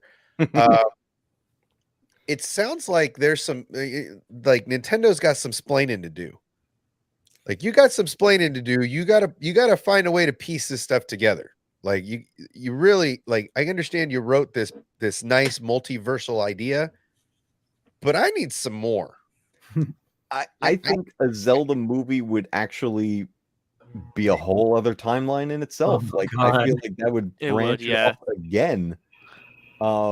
unless you went really meta with it. Yeah. Oh my God. If you think about what's in Breath of the Wild, because you can find remnants in ruins of places from throughout the franchise. There's, you know, you can find the wrecked Lon Lon Ranch from one game, but then you can find pieces of things that were in another game that technically they didn't connect because they're 2 different timelines. But again, that's the, you know, it's meant, Nintendo's intent is, here's an adventure for you to be the hero, and we're going to throw Easter eggs in there for you to, you know, have fun and find these things. right. But That was- fans, we want order. Yeah, we Want order. We want to understand sequence, you know? Yeah. Hello, Leia. This is what you get for reading comic books and growing up with Star Trek, you know? Like, Yeah, it's fans get Hey, really Leia, how you doing? crazy with some things where we get really in depth and we kind of make you know, I know not everybody always likes this term, but you know, a lot of people make their own headcanon with a lot of things, and we kind of think about how these stories could play out, how we would like to see it play out. In the case of Legend of Zelda, fans got really sweaty into this to the point where, you know, I know it blew your mind, Obsession, but yeah, fans they made the creators kind of bend the knee, like, you know what? Let's give you what you want, whether it makes sense or not, because we could stare at that timeline all day and still come out of it scratching our heads like, well, Well, at the same time, it's like these creators have to understand that like you are creating characters that are connected, and the stories have Easter eggs. Like you are putting the story in front of us. You're presenting us with the questions. Like we have to ask them. It's not our fault. Scotty Hawk, are you saying that with great power there must come great responsibility? Exactly. If you're gonna set the Yeah. bar here, I'm gonna reach for it. You know what I mean? well Like, played. No, but Yeah. honestly, I think that people wanting some kind of a clear chronology and just like this kind of order in this particular IP universe, whatever you want to call it, like really speaks to just how much people love and identify with this kind of storytelling, basically. And you know, like the fact that this question has persisted for so long, despite Nintendo's extreme desire not to answer it, you know, like I think that just says a lot that people love this and they want to understand it as completely as possible, you know. Yeah, it definitely comes from a place of really of love from the fans for this, because you know, if people didn't care about this franchise, there's no way this ever would have got to where it did. It definitely an unexpected turn. How many Zelda games are there exactly? Oh my goodness, there's Pull jeez. that I'm thing guessing back it's up. like I'm guessing it's like You weren't writing them down. We just went over all. Of We just- I know. I got here late. I mean, alone on this list, and it's not even complete. Yeah. I mean, jeez, There's freaking 20 if you count Tears of the Kingdom, and we're talking oh my official Zelda goodness. games, not Mm. Yeah. like spin-offs or anything Not else. spin-offs. Official Zelda 12. games. 15. 20 games. Wow. Dang. They That's I mean, this is again, you know, I said it in the beginning of the stream. This is one of the longest running video game franchises of all time. It started in 1986, and we're still going strong in 2023. Dang, we're coming up Anticipating on at the time of 40 this years. video a brand new release. I mean, that's unbelievable. I honestly don't see an end in sight for this franchise. And No, now got it. with Nintendo going into movies, I think the end is even further away than it's ever been, because you know, we're gonna see look, this Mario movie is going to be successful. It's going to make money, it's going to please fans. And the first thing people were asking for before we even got a full trailer for Mario, people were asking for the Zelda movie. Like it was like, wow, you know, we didn't even get Mario yet. Can we get, you know? But I think they already have. If I correct me if I'm wrong, but I'm pretty sure they already greenlit the Donkey Kong movie. I think that's already getting a heard that. spin-off. Right? You heard that, right? That because With Seth Illumination Rogen? is kind of like your Oh, go-to now. is it with Seth Rogen? I don't know. I would imagine. Oh, I it's going. hope not. I would like to see something completely different because Mm. I'm not feeling the Donkey Kong design for this new movie, but that's just me. Oh yeah, oh, I thought he looked pretty good. Is the movie out? I haven't seen it yet. so- Yeah, it came out. Actually, I think it came out today. Oh, okay. Okay. There I'm Yes, going Wednesday for you Saturday. US folks. Ah, okay. All right. Maybe when I'm not cutting out trailer reactions and into videos, I'll have time to go see it this weekend. We'll see. Yep. I heard it's a pretty short run too. It's like an hour and a half. Hour and a half. Oh, nice. Okay. Yeah. condense, kind of a quick Wow, one and it's like done. our childhood. It's made Yeah. for children. You hold children's for more than an hour and a half and see what happens. Yeah. Yeah. I tell you, I took my kids to see the Sonic movies, and they love them. Those were, I think, honestly, I really have to say, and look, I could be wrong as far as the reality of this, but to me, the success of those Sonic movies is why we have this Mario movie. Oh yeah, that I don't think people expected the Sonic movie to do well, especially when we got the original reveal of the humanoid, scary human teeth Sonic. Nightmare Fuel. But oh jeez, You know what's crazy too is that Sonic showed up in another movie and could, I think, potentially show up in other stuff. I think that character will be seen again. Yeah, Ugly Sonic. If you guys didn't see it, it's on Disney Plus. The Chippendale Rescue Rangers movie has a special appearance from Ugly Sonic. Do they have a racing game? He's definitely gonna be thrown in the racing game. Yeah, there was definitely a racing game. All right, guys, we're gonna get another take before we wrap things up because we got somebody that is definitely a Zelda fan as well, and he definitely wants to. We're gonna get his point of view here. Let's bring in whether we like it or not. Who's been playing? Oh, come on now, Scotty. Boy, you're a sucker. You'll just let anybody in. I left the door open. You did. You left the door wide open and let those raccoons in. Why do you hurt me? He's gonna steal the stream like Bucky's arm. No, come on. You may hate my Star Wars takes, but Lord, do I love Legend of Zelda. I've watched your streams of Breath of the Wild, and I know we've talked Legend of Zelda before. Like, how amped are you right now for Tears of the Kingdom? I'm super excited. There was one thing I was not super excited about. So I watched the trailer, and I was like, it seemed a little absurd. You could hook anything to an arrow or stick a mushroom on the front of a shield. And I'm like, this is a lot. And then I remembered the great thing about these game developers is that they give you the choice to do whatever you want. So if you don't want to go nutty and stick mushrooms on the front of your shield, you don't have to. You can play the game however the heck you want. So I'm extremely excited for it. And I was a huge proponent for Skyward Sword. I loved that game. It got ripped apart endlessly by people, and I loved that game. It takes a while to get used to it, but you and me both. Yeah, with the motion controls especially, it was I think that's one of the things that turned off a lot of people from it. I do like the I did pick up the remaster of Skyward Sword on the Switch. The port was kind of cool. Yeah, it was great. It was a good port. You can play it like you can play it like Skate, where you're using flick-it controls for the sword, and like after a while, you kind of get used to it. It took a minute for the bosses because a lot of them, even a lot of the enemies, like you have to directionally hit them away, which does take a minute to get right. But yeah, it's Zelda's been one of those franchises where every entry there was a bit of a learning curve as far as how it wanted you to control the game.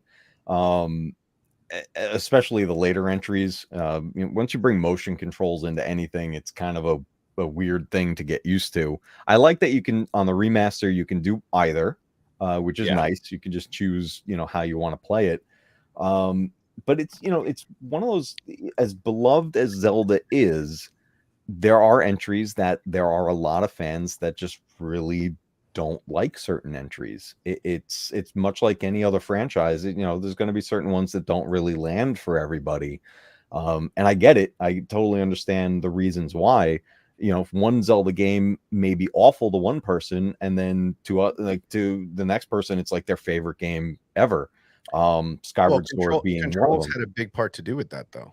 I think controllers had the biggest crutch for a lot of players, because I loved all of it until the GameCube, and I couldn't do it. I just couldn't use that ridiculous controller. The GameCube controller was kind of whack, though. It was legit. It was a little whack. It totally disconnected me until now, where I can port these games, put the controls on the Switch, and jam out like I was meant to play, because I can't play with that dumbass controller. I just can't do it. I tried for years. Whoa, I couldn't do it. whoa! I said whack. Okay, you're taking it pretty far there. Okay, Yes, yes, you are.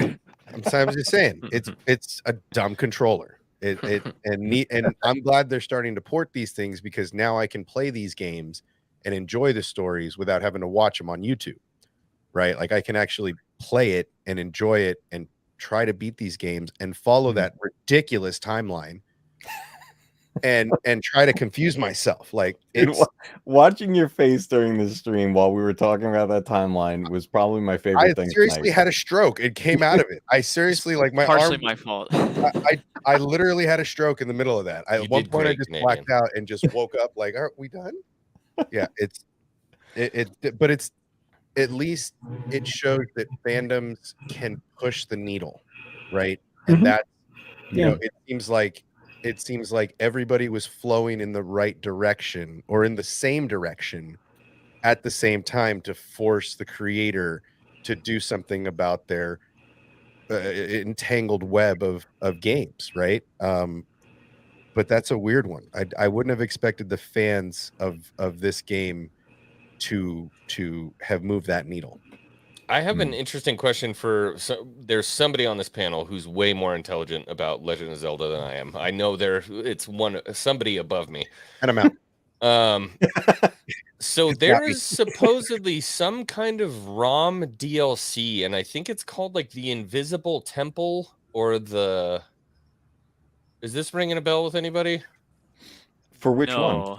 For which game? It's an Ocarina of Time ROM. Are you talking about update. Master Quest? No, it's something completely different. Is this like a ROM? Is it a ROM hack? I think somebody called it a ROM hack. Yeah. So Oh, it's just a modified ROM, basically. Yeah. It was, and apparently it's like this whole playthrough of Ocarina of Time, but it's completely different. If it shows me how we get to the other timeline, I'm about it. I knew you were gonna say that. If this DLC I was thinking that I was thinking is that how you lose. Yes, sold. Show me. I was thinking that a plot point of a Nintendo released Zelda movie would be, someone actually explaining the timeline. Like that would be. It doesn't even have to be a movie, does it? Couldn't it just be like a short? I mean, couldn't it just be not like a short, but like a 15-minute, kind of like Tales of the Jedi or some of these smaller stories? I mean, yeah, potentially. Couldn't you just Could have been a set the animation cutscene. style? Yeah, The like Sealed Palace.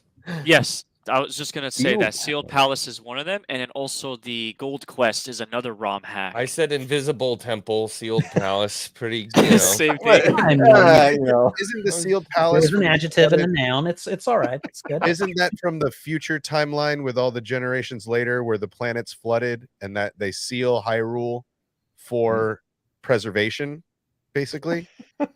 Um, Or did it just get flooded and that's like it what Well, you're talking about is correct. I just think the name of this ROM hack is probably unrelated to like what you're talking about. Yeah, it looks. Don't confuse yourself even more. It looks very much like Ocarina of Time, maybe even Majora's Mask a little bit, but I mean, like all the textures look like Kakariko Village. It looks very much Ocarina of Time. I just don't know what it is. I was hoping somebody else knew what it was. Well, it's a ROM hack, so it's an unofficial game, and people just use the assets of the original game and created their own game, and just for fun. They've done it with a lot of 64 titles because it's pretty common to do that with 64 titles. Mario ROM hacks are pretty common, so yeah. Man, I gotta hang out with y'all more. somebody please do that and show me this alternate timeline creation. You need the hack to show them. Yeah, man, that would be. You know how many views that would get.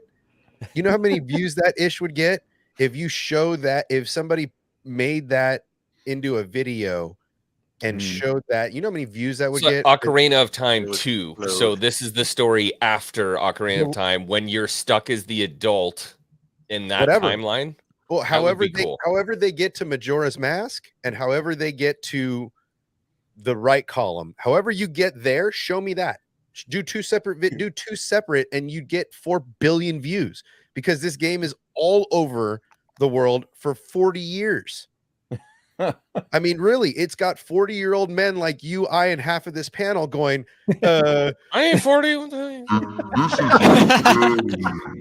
right? All of us are sitting here going like, what the shit? And then you have an entire generation that's growing up with the current iterations of Zelda. It would make sense and it would get a buttload of views.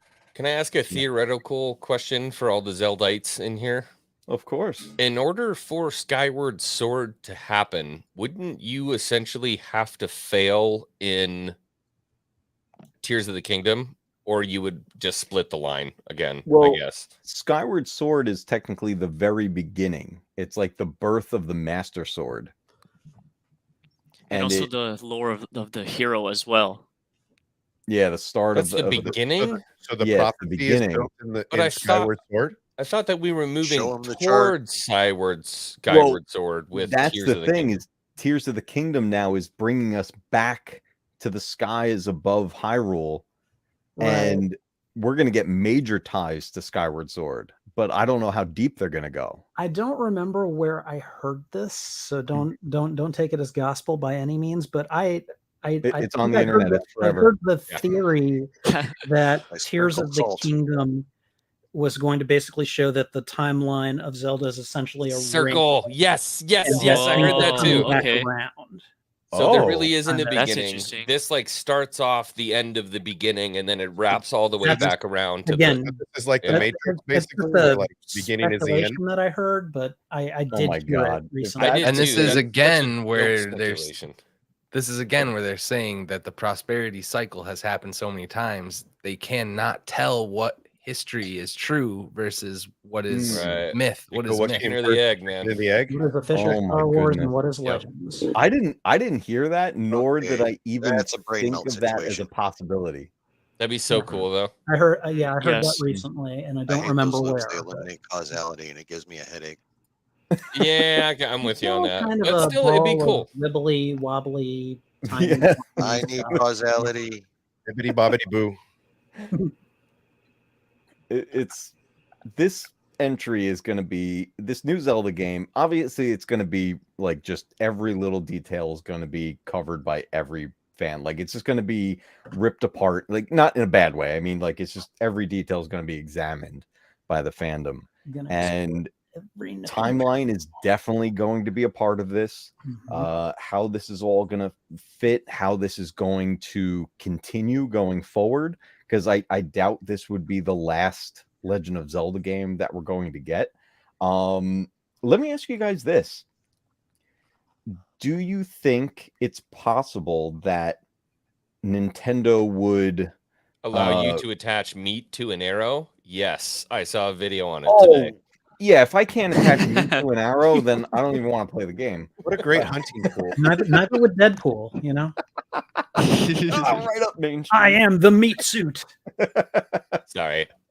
Do you This think is my Nintendo boomstick. would ever fully reboot this franchise? Like start over Ooh. and say, know. okay, like now kind of moving on into brand new territory. See, I would say that if Zelda were like, if continuity wise, it was more like, say, Marvel Comics or even the MCU. Like, I wouldn't discount the possibility, but I really feel like the continuity, for lack of a better word, between each game world is so wide ranging, and there are just so many twists to try to explain how you get to them that I feel like there's almost no point in trying to reboot it. Just tell a different story and just be like multiverse or whatever. So Well, I mean, we're already kind of there, but I mean, I would argue that they already did. I would say Breath of the Wild was the reboot. So we've passed that. I mean, Breath of the Wild was such a wildly different game than anything we've ever gotten from Legend of Zelda. What's going to be really interesting is if this Mario movie goes like off the rails, $100 says we're getting that Legend of Zelda movie. What happens after that That's what's going to be really interesting. Oh, I think it's already off the rails. I think this is going to be a movie. The Mario movie will be watched several times by kids, just kids. Oh, And yeah. parents are like, "You want to go watch it again?" Me. I cried the first time. Let's go. This time I'll take a box of tissue with me so that I don't have to get my shirt all messed up. Like, I've seen a couple out of the So, theater reviews. People are stoked, and they've already Dude, done. You know, people- Mario Land was already a thing going. So. grown men and women are literally shedding tears in this movie. The music is hitting nostalgic points. Everything, like, if you're making grown bearded men cry in the movie theater, you've won. Is this the next Marvel? And if that's the case, are we going to get a bunch of nostalgic video game movies? Because if that's what's happening, I'm in. But I think it already started. Yo, as long as it culminates with a Smash Bros, I'm there. Yes.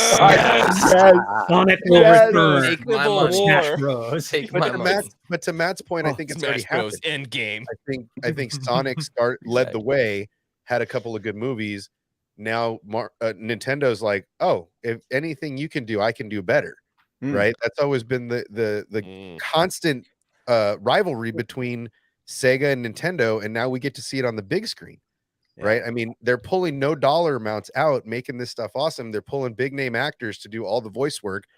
This is the new, and they're getting the young kids that are like, that was awesome to watch and fun. Let's go play some Mario Kart. And then you got the grown-ups that are like, I'm gonna whoop your butt in Mario Kart because You think you know how to play this shit? You don't even know how to play Mario Kart. They make the Mario Kart movie, and it looks like the Fast and the Furious. Yeah, I mean, look, Oh God! it's really It's not about the same physics. Coming December, Michelle Rodriguez and Vin Diesel in Mario Kart. right. I mean, it's totally. They're absolutely bridging two generations with this one movie. That they're going to get multiple views. The buys and streams are going to be insane. This is the new thing, and I think Zelda is a great story to usher in a new era of action game. Like a little Matcave animated or live action for Legend of Zelda? What do you think? Oh, I think because of the way Mario is handled, I think they're going to stick with animated. Yeah. Which I think works great for that. Like I think it would be fun to have a live action Zelda, but at the same time, I think animation suits it better. Actors are so fickle. I think they could do more with it at that point. But I feel They like can stylize it more. Yeah, you can stylize it. You can have it more kind of linked to the games. Like think about Saturday morning cartoons when we were growing up, right? These cartoons were directly linked to toys and selling a product. If you make a video game cinematic universe, it's directly linked to obviously the video games. And you got to fix some stuff if you're going to do that to this series, though. Come on, there's a lot of jump holes here for us to get lost in. Yeah, you got to push some rugs over those holes or like something, because that's a bridge, man. Some of the stuff is a bridge. We had. Okay, let's even like kind of like push it a little bit further. Captain N, the Game Master. Right? Captain N brought these video game franchises together. So technically, the universe was already created. And they're different lands, and you take warp zones to get to them, and you do all this. The groundwork is there. They actually resurrected that property. Wow. Oh my God, could you imagine if Captain N came back? Oh, that would be so cool. But we're introducing kids now to these franchises that we've known our whole lives. Yeah. So like, Obsession, like how you were saying, it's like, oh, now I'm going to go whoop your butt at Mario Kart. Maybe, it's like these kids are playing these games for the first time, but we're already so familiar with these characters and these worlds. To build the cinematic universe out of it, not only are you getting kids in the theaters to see this, but the parents and the adults, we're going to be more excited to see this than the kids are. That's what I'm saying, dude. If we get an Ocarina of Time movie in 10 years and I got a little X-Wing running around, I'm like, I don't care if you have to go to school on Thursday. You're not going to school. We're taking the day off. We're going to go see that movie. The midnight showings were more kids than adults. The midnight showings were 2 to 3 to 1 to adults. That should show you where the needle is. If you're letting your kids stay up till 2 a.m. on a school night and saying, school be damned, we're going to see the Mario movie together, you've already won. Because what parents do that? Yeah. What parents do you know that were like, And this hey, is 2023. the new Let's not Star talk about Wars that. is coming out. You're not going to school tomorrow. That doesn't happen. But you put Super Mario in this awesome movie and you're staying home tomorrow, sleep in.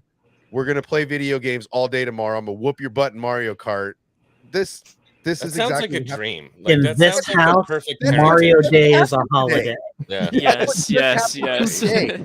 Today, more kids called in sick from school than ever before. Oh, my whole family's got COVID. Shit, we can't send them to school. It's the 24-hour variant. I'll be back tomorrow. What do Yeah, you want? oh, look, it was a false alarm, right? I mean, this is literally what happened today. There were more kids in theaters at the midnight showing than there were adults. That should show you how popular this is already and how Nintendo and look, Nintendo has their own branding at the beginning of this Mario movie. For the first time, their own Lucasfilm, whoever studio, it's made by another studio, but for the first time, just like the Sega logo came across for Sonic, this is the first movie of this generation since the Super Mario live action of old that was really crazy bad. This is the first I time. love bad movies. Watch your mouth. I love bad movies bad too, movies. but statistically, that was not a great movie. I'm just saying, I love all movies, but that one was not. I had my received kids well. watch the 90s Mario movie just recently, and my wife sat down and watched it with us too. The kids loved it. My wife looked at me like, what did I just did watch? you just make? Really, that's how it's received, really. You If got to were- watch history in the making. Yeah. They did the Goombas backwards. It That's was it. incredible. Like, honey, But- I know I said for better or for worse, but what Yeah. the hell was that? Thank you. That was the breaking point. But as kids, we enjoyed that movie in the 80s, right? And Mhm. so Yeah. this was the first movie since that movie that Nintendo's logo was branded on a movie. That's a big deal going forward. That Yeah, shows that's that they're crazy. invested. That shows that they're willing to put millions of dollars into something like this. That's a bold move from a video game company. Does Legend of Zelda have the same pull? That's the question. I mean, think so. everybody knows Mario. I'm going to say it the same way because I'm on your stream and I respect you. I love you. But, Around here, but we does say Legend of Mario. Zelda have the same pull? I think so. Yeah, I just don't think we it talk does. about it as much. I think Zelda has more of the pull from an older generation. Yeah. I would agree. Because Mario tends to transcend like all generations. Like there's a Yeah. Mario game for every generation, which there is for Zelda as well. But the puzzle solving, dungeon searching type style isn't really. The reality is it's not for everyone, but everyone can pick up a Mario game and just go. Would you say that with the success of something like Uncharted? Because that is very much the same kind of treasure hunt game. Yeah. That was a very successful movie. I mean, granted, you put two beautiful men in a movie like that, and I'm sold. But I mean, you The get thing is, Spider-Man though, and like- Mark. I mean, Legend of Zelda really did require, like, especially the early N64 games, like, it required a certain amount of critical thinking, remembering things that happened, going back to certain places, recalling dialogue from people that you like. It was not just like, we're going to run across the screen and go to a flag. It Right, was right, no. very different. and I think that's why it was not more popular, but the other popular game franchise for Nintendo. It's also one that's lived, like Matt was saying, this has set the time for 30 years. Yeah, they've rebooted, yeah, they've changed it, but Zelda is not a game that's gone away and then just recently made a resurgence. It's not Metroid. It's not it's not Mega Man that might get a reboot with these new higher systems. This is a story, a character that has stood the test of time for 35 years. Right, just like Mario. This has been, if two characters held this franchise together over the last 35 years, it's Mario and Zelda. It's Mario and Link. These are the two that have stood the test of time, regardless of platform. They didn't take a break on a single platform. There was a video game of Zelda in every platform, just like Mario. Right, so it just seems to me that this would be the next franchise that they would invest in if they were going to make a big movie, because every kid has played a version of Zelda on some platform. I would argue that there is when you think of Nintendo, like there's kind of a holy trinity of franchises. I would say Metroid would be the third one. But it does raise the question. Someone tell me, did Metroid ever skip a platform? I know that it's the most sparsely made of the three. Did they do all of the handheld platforms? It skipped a platform. Nintendo 64. That's right. Okay. There's no there wasn't a Metro game on Metroid Nintendo on It could 64. be argued that you did get Samus on Super Smash Bros. So technically not. Yes. Technically not. Yeah. I guess. Yeah.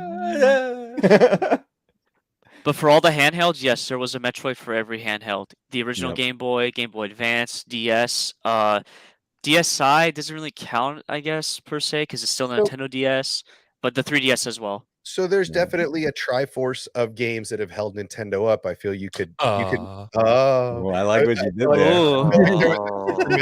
They could do a Metroid game also. I feel like these are the three, the triforce of pillars that have held up Nintendo for 35 years. Man, I don't know. They're- Metroid's got a strong female character. They're gonna be. I was don't know. just about. They're gonna be I don't salivating, know. salivating at the studio. Need him to Samus. it. What I think would be hilarious Let's is get if Brienne of they, Tarth in. She's gonna be the perfect Samus. Shit. if Oh, they shit. Actually, Scotty, tell me I'm wrong though. No, that's- actually, no. You I think it would be really funny if they did just a don't give her Metroid chrome movie, armor. and they don't reveal until the very end, right before the credits, that underneath the helmet Samus is a Yes. weapon. Do you remember that reveal? I mean, Oh, yes, I do remember that blew me reveal. away because that wasn't an easy reveal to get. You had to like kick the crap out of that game, Mhm. That to that get was a that tough reveal. game. which then once was you a realize tough that all of us, being, the little boys, we were like, wait a minute, if you keep doing better at this game, she's going to take more clothes off. Hold up, Seamus is a chick? I thought Seamus was the old Irish guy. What are we doing here? Seamus here yeah, changed.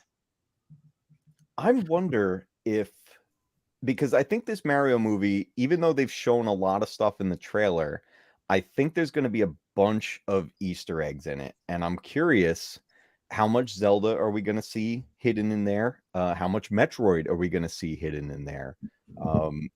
This is In the really Mario the movie? jumping off point. Think we're there's gonna gonna cross be, like, universes? Little things in the Mario movie? Yeah, oh yeah. I bet there's going to be. I obsessed. That would be sick.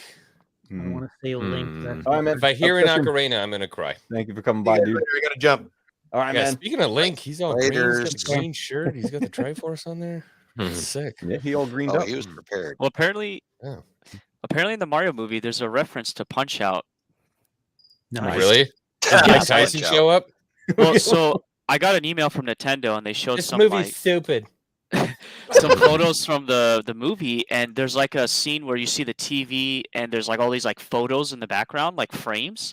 And I was like looking at it with my buddy. I was like, "Hey, isn't this like characters from Punch Out?" Like I thought I saw Mike Tyson and some other random characters from Punch Out, at least in Mario's bedroom. So Oh, yeah, there's a lot of Easter eggs apparently. What I've heard so far. Forget Mario, I smash everybody. Ugh. Amen, brother. That's great. Yeah, there's so much potential for hidden things. That's what's going to be a lot of the rewatchability. Is going to be us looking for all of those things, like watching the background. Like, how many movies have you gone back to where you're not even paying attention to the main thing on screen? You're looking at the background. You're looking at I still do this with Star Wars, and I'll still find things where I'm like, oh my God, that was there the whole time. Like, it's just, Yeah. it's going to be one of those movies. And an hour and a half movie, how easy is it going to be to just keep rewatching the heck out of this thing? I mean, they're going to make their money back and then some with this. And I really so. think we're heading into basically the generation of video game cinematic universe. we're there. I hope and so, man. Nintendo's And doing it was so cool too to see Chris Pratt like in an interview. People were asking questions like, "What do you think about this?" and "What do you think about that?" And Chris Pratt's like, "Dude, just go see it." Okay. Mm. This was not at all a project where we want to take something that you love and just place, blast our stuff all over it. I promise it's not that. Go and just watch it and then tell me what you think. And people were like, well, it was actually pretty good. It was actually pretty good. We really liked it. I'm like, nice. Okay, there we go. Yep. Yeah, I heard a few of the out of the theater reviews. Nerdporial Lifeform was one. Actually, he couldn't make it tonight. But I saw his quick out of the theater review, and he enjoyed it very much. And I've been hearing a lot of the similar things from people coming out, just like posting the quick shorts, whatever. Like, hey, just got out of the theater, saw Mario. It was everything I hoped for, and then some. And there was nice surprises. I'm like, oh, this is great. And then meanwhile, this is why I've said this to people before, where I'm like, don't pay attention to critics scores and all this stuff. Just if you're interested in something, if you want to see it, if you want to play it, whatever it is, video game, movie, show, just go experience it for yourself. Make up your mind. Yeah. And then you're good. Because all that matters at the end of the day is whether or not you, the audience member, enjoyed it. And I'm sure we'll hear plenty of things of people crapping on this movie for whatever reason. Do you think so? I think so. I think it's inevitable. There's if you always see an a old crap on nerd, everything grifter out there. Yeah. well, always. There's always going to be that. But I mean, like, if an old nerd walks out of the movie theater who watches basically a reboot of something, and they were like, "That was great," I'm in. Yeah. I'm in 100%. An old nerd walks out and they're like, "You know what? They did justice." I'm so happy. I'm like, "Yep, I'm in. I'm gonna go watch it." Yeah. Oh yeah. Yeah. I think we're heading in a good direction with this. The team up with Illumination, I think, is a great team up, especially for the style that they do with their animation, because they've had, obviously they had a lot of success with the Minions and the what was the main movie from that? Despicable Me. Despicable Me. Yeah. The Minions Boy, being they the milked spin-off that ends thing to being bigger. death. That poor cow is like, "I have nothing left to give." It's like, "We need Rise of Gru. Keep going, please." But they have a great style, and I think it works really well for Nintendo characters. Like, I was blown away with that first teaser trailer for Mario, but I have to admit, I'm one of the people that the first thing I started thinking about after seeing it was like, yeah, I'm all amped up for Mario, but then the first thing that came to mind was, ooh, when are we getting Zelda? When are we getting Link? Like, I couldn't Zelda in help that it. style of animation would slap. Hard. Yeah. Like my red butt cheeks, it would slap so hard. Oh So yeah. red. Link's Awakening. It's I think it's going to do well. I think we're going to get a Zelda movie out of this.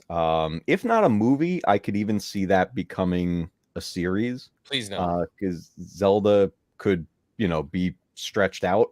It Yeah. seems No more like everything's a series, series please. now. I Yeah, would no more prefer a series. movie, but I know. Just give us a movie, for the love of God. There's too much I'm so done stretching with going series. on streaming I'm services stretched already. to my end with series. Like, no more stretching. Give us a movie, put it on the screen, let us be excited about it, and then leave the rest for like old nerds like us.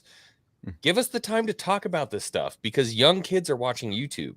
So let them watch us old nerds say, "Hey man, this is great. This totally reflects all this good stuff." And then we can bleed that down into the younger generations. And they're like, "Man, I love Legend of Zelda is cool."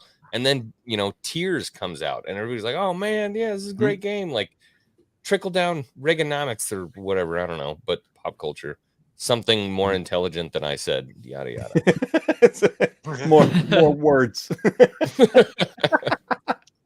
This is a really good point right here. Brooke Chen is saying there's so many games out there that you feel overwhelmed as to which ones to choose to play. I may play Fallen Order for, this month, which is a great choice, by the way, because then we get the sequel Jedi Survivor coming out. Survivor. I'm actually considering playing that one too. Now that Fallen Order was a lot of fun. Very reminiscent of Tomb Raider and Uncharted. Just throw a lightsaber into it and boom, you're good to go. Loved it. it's I don't know. Video games have become so cinematic in themselves that adapting them to things like this is becoming easier. Even in the world of Mario, because you think about like Mario Odyssey, that that's an insanely in-depth Mario game versus the classics and stuff. It's a full 3D world, and now that we're getting, I think it's perfect timing for the movie to come out. But Legend of Zelda is definitely a franchise that I want to see on the big screen.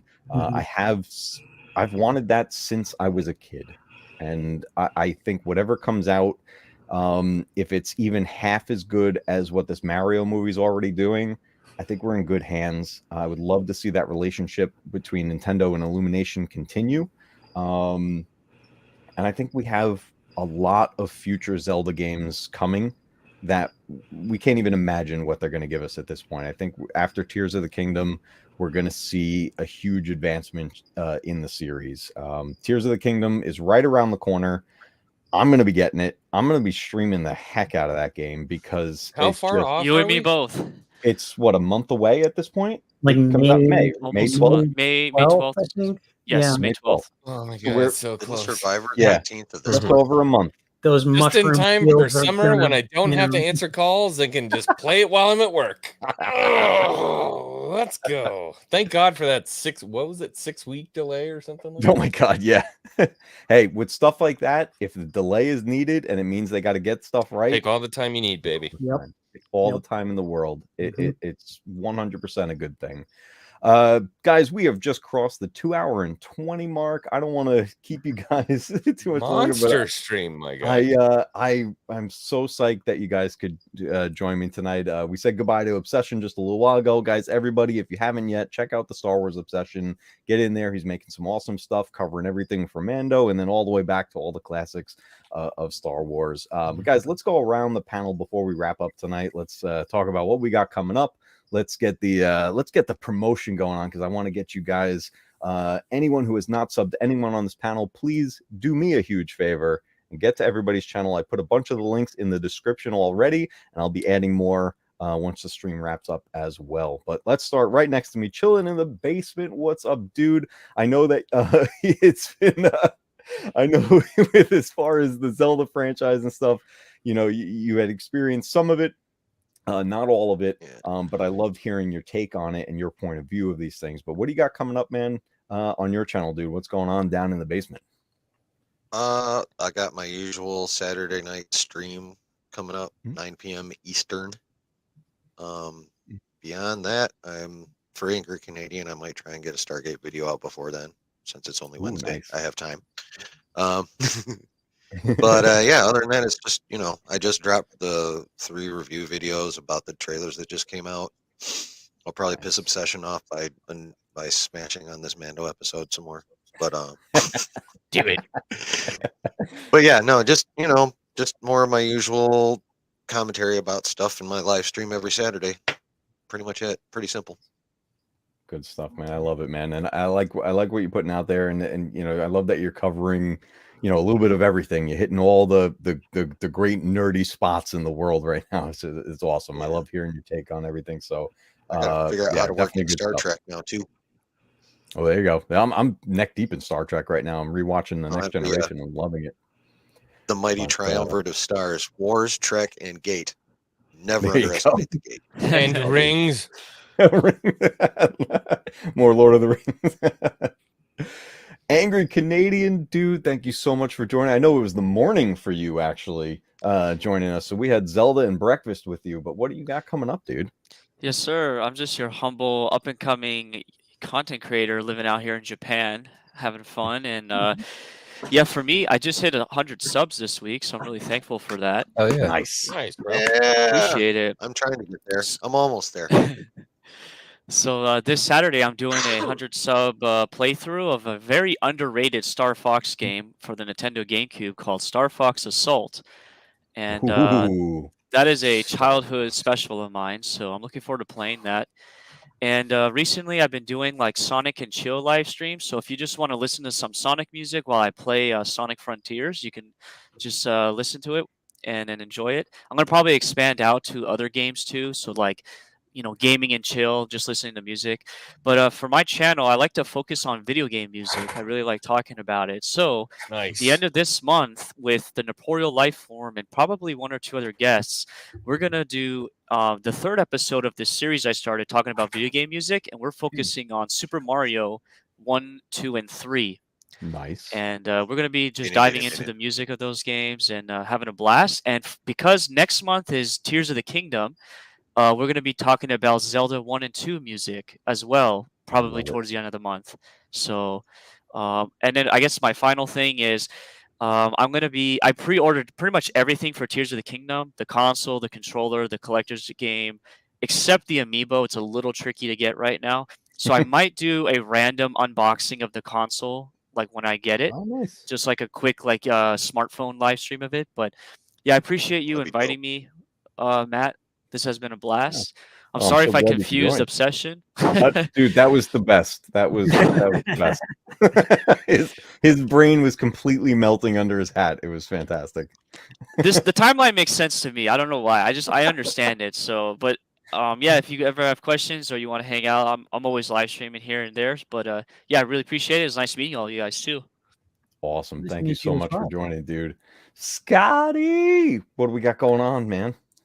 So my channel is kind of threefold. I do competitive first-person shooter gaming. It's Escape from Tarkov mainly. There are other games within the genre. I can't really explain it other than just saying you got to come at least try to watch one raid because it's very immersive. The sound is like one of the crazier things of these types of games. But I'm also a crystal shop owner. I have a little online shop. The link is in my banner on the YouTube channel.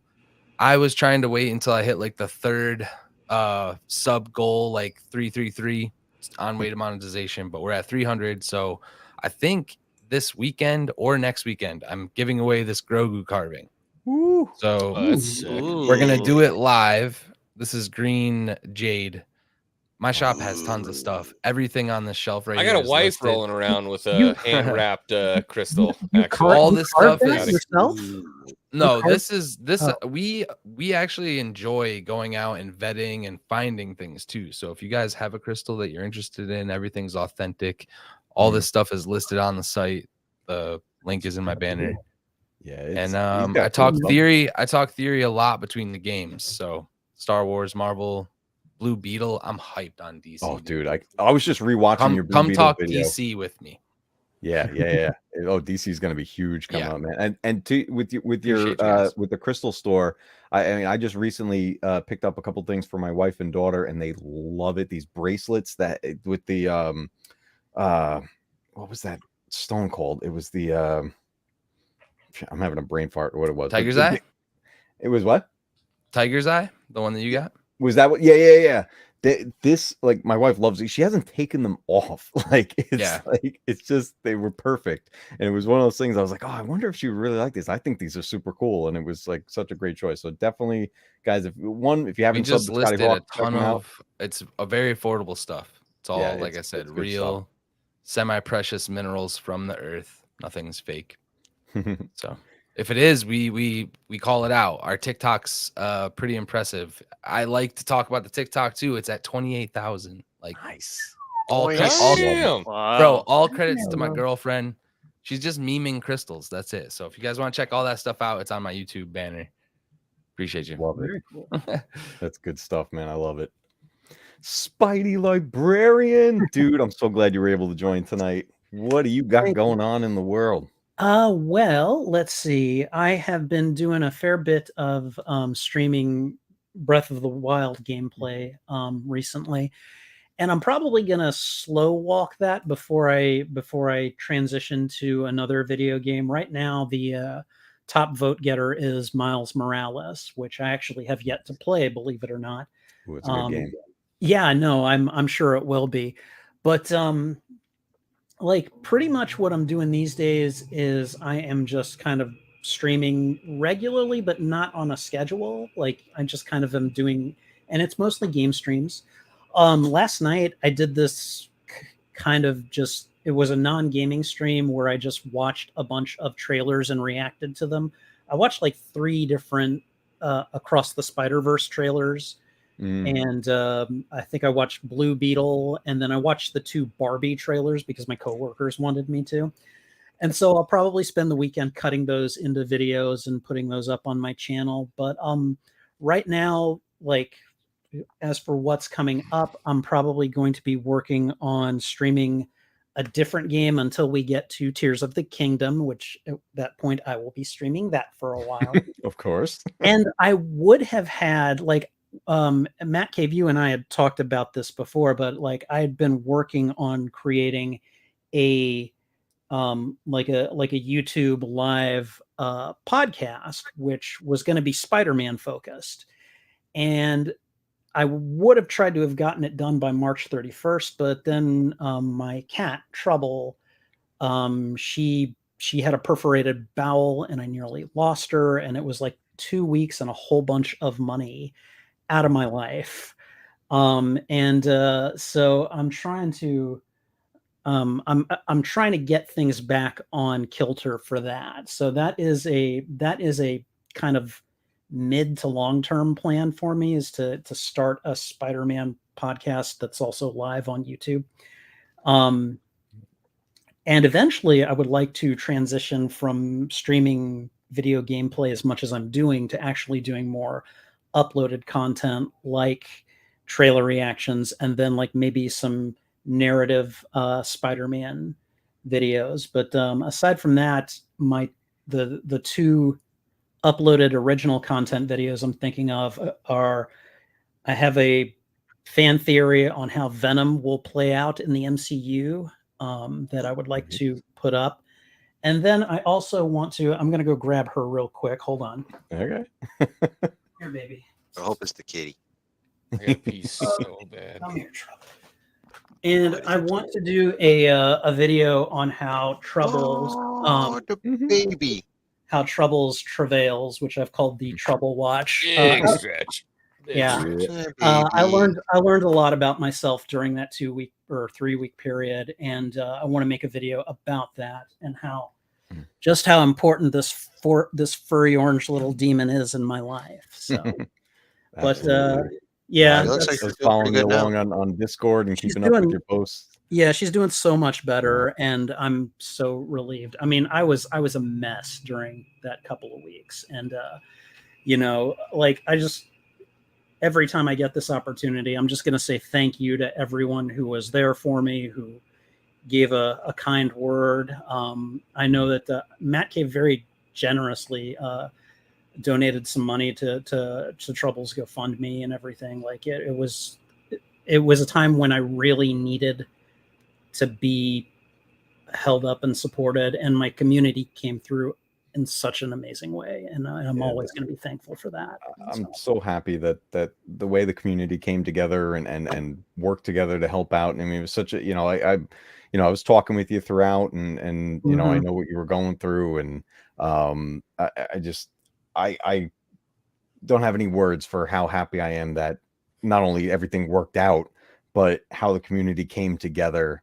And it shows you the true power of what we do on this platform. Like you really do, you make friends, you build a community, and you find out, like, it's just, I don't know, it's as much darkness as there is on the internet and the world of YouTube. There is this shining light of just pure humanity that's out there, and it came through in that situation, and I'm so glad that everyone did. The whole, as you said, the Trouble Watch, I was there, I'm watching everything, I'm keeping up, like every day I was checking, I was like, oh, did he post anything, how's Trouble doing, like, what's going on? And I know you were going through hell, man, like that, just, I felt so bad for you, but seeing everybody to come together, it meant your community, guys, the Matcave community, you guys, just, man, everybody was so awesome with this. So it was a great thing. One last thing, I actually am a librarian. That is my day job, and I'm a librarian in Texas, and I am presenting later this month at the Texas Library Association. And the topic I'm presenting on is actually basically, why librarians should bring YouTube education programming into the public library setting. And one of the benefits that I'm going to tout as to, this is what you can get for creating a YouTube channel is going to be the value of community. So, and like, Awesome. I'm going to talk about the Trouble Watch for a couple of slides during that presentation. I'm really looking forward to it. It's going to be my first presentation for Texas Library Association. So I'm really excited. Nice, dude. That's so cool. And well, I really appreciate you being able to come on tonight. It's, I always love hanging out with you, dude. So I'm so glad we were able to geek out about some Legend of Zelda. Yeah. X-Wing. Dude, what do you got coming up, man? And how psyched? I mean, are you going to be streaming Tears of the Kingdom also? Oh, 1,000%. Yeah. Yeah. So, I mean, I have my main channel. Here probably. I know. Yeah. I mean, it's going to be a really interesting game. My main channel is X-Wing.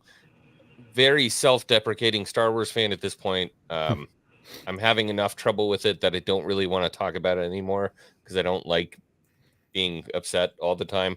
I'd rather move it into I'm thinking about just doing nerd news now, talking about all the good stuff. I'm excited about Tears of the Kingdom. Let's talk about that a little bit on a live stream. Not like Lizzo was in Star Wars today. Like it's getting a little old. So yeah, that's kind of where I'm heading. Spidey, I'm stoked for you in trouble. That's awesome. I had to put my little girl down 2 weeks ago, and that's really rough. So I'm glad at least in the sphere that little trouble made it through. That's pretty killer. So how old was your little one? She was like 17. Okay. All right. I mean, it was time. That doesn't make it any easier, though. I know. Well, it almost makes it worse. She was around that long because she becomes a part of your family or whatever. But yeah. So that's my main channel is X-Wing. I game on Stash Rendar. Stash Rendar is my gaming channel. We've been playing a bunch of Sea of Thieves lately. Oh, nice. I was never introduced to the game, and then Gatekeeper's Daimyo actually in your chat right now was like, hey, bro, you got to download this. And I was like, I'm not interested. It doesn't sound fun. And then now we have like a full galleon crew, and we're screaming, trim the R's off this. No, that's a gateway. It's a gateway game to escape from Tarkov. I just hope you guys know that. Dude, it's it's an extraction shooter, technically. I've got a whole intro now with what's the music style? Trap. It's like a trap, drink up me hearties yo ho for the intro. Yeah. And then we're just on the sea sailing, just being absolute terrible human beings. It's wonderful. It's a lot of fun. So yeah. If I was gonna say subscribe to anything, it'd be the gaming channel because Star Wars is it's not great. I'm not doing good. Hopefully we can improve that. Well, I love that channel name. It's just great. Stash Rendar. It's fantastic. And I got to watch your Hogwarts streams and stuff, and now I'm playing that game. That was a lot of fun. And yeah, it's definitely cool seeing I love that everybody dives into gaming in some form, and it's just awesome. And a quick guys, real quick, thank you. I have the other system up and it doesn't pop up on the screen. Steve Saranka, thank you so much, dude, for the donation. He donated $10. Said sorry I came in late, but hope you all had a good stream. Thank you so much, dude. I appreciate it. You guys are awesome. I love it's everyone who gets to pop in, everyone who joins the chat. Even if you couldn't make it for the whole thing, I know you guys are out there on the replays, and I'm seeing the comments on the videos after the fact, and absolutely loving it. Guys, everyone on the panel, thank you so much for joining me tonight. I had a blast talking about this. I know we were geeking out so much about this, and I know we got pretty sweaty in some of it. I mean, you had to have known the timeline that was just going to take up a good chunk of. I'm sorry. If I don't pee, I'm literally going to pee my pants. I'm sorry. I really. Go. I'm going to pee so bad. I'm sorry. I love you guys. Have a good night. See you, X-Wing. Yeah, with that timeline is. Yeah, it was. I knew I couldn't start the stream with that timeline. It had to be later. Yeah, that was So a I think smart I think we put it in the right spot. I'll definitely Yeah, put. you don't want to chapters start on off this melting video. your brains. Maybe I should start a series about that. Dude, you should, man, because you are way more Yes. knowledgeable on it than I think all of us combined. So Like I I think that's feel a like video if topic right there. anyone could get me to Hey, actually shit. understand the minutia of the timelines, probably you, Angry Canadian. So Yeah. Oh, I appreciate that. I'll try my best. like, I'm not All there right, yet, guys. but I've agreed. You know, I've processed most of what you said, and I'm like, okay, I think I can get there. So It's a Just lot enough to for me take to in. not like my ears to bleed. I Yeah. understood just enough to keep that from happening. nice. So that's Very good. It's good stuff, man. Oh, all right, and guys. by the way, Angry Canadian, you need to find a way to ship us some like straight up genuine sushi. Oh Oh Figured my god. Yeah, if I had a portal gun, I could do that. yeah. out. I don't think it would be too Like fresh by the time flashbacks, again. I don't care. Ugh, I love sushi. So All right, guys. Well, we're going to wrap it up here. Again, thank you so much for joining me down in the Matcave for this Talking Retro episode featuring The Legend of Zelda. We had an awesome panel tonight, awesome discussion. Everybody in the chat, thank you so much. And until next time, everybody, keep retro gaming alive, because one day your games will be retro too. And we will see everybody on the next one. Bye.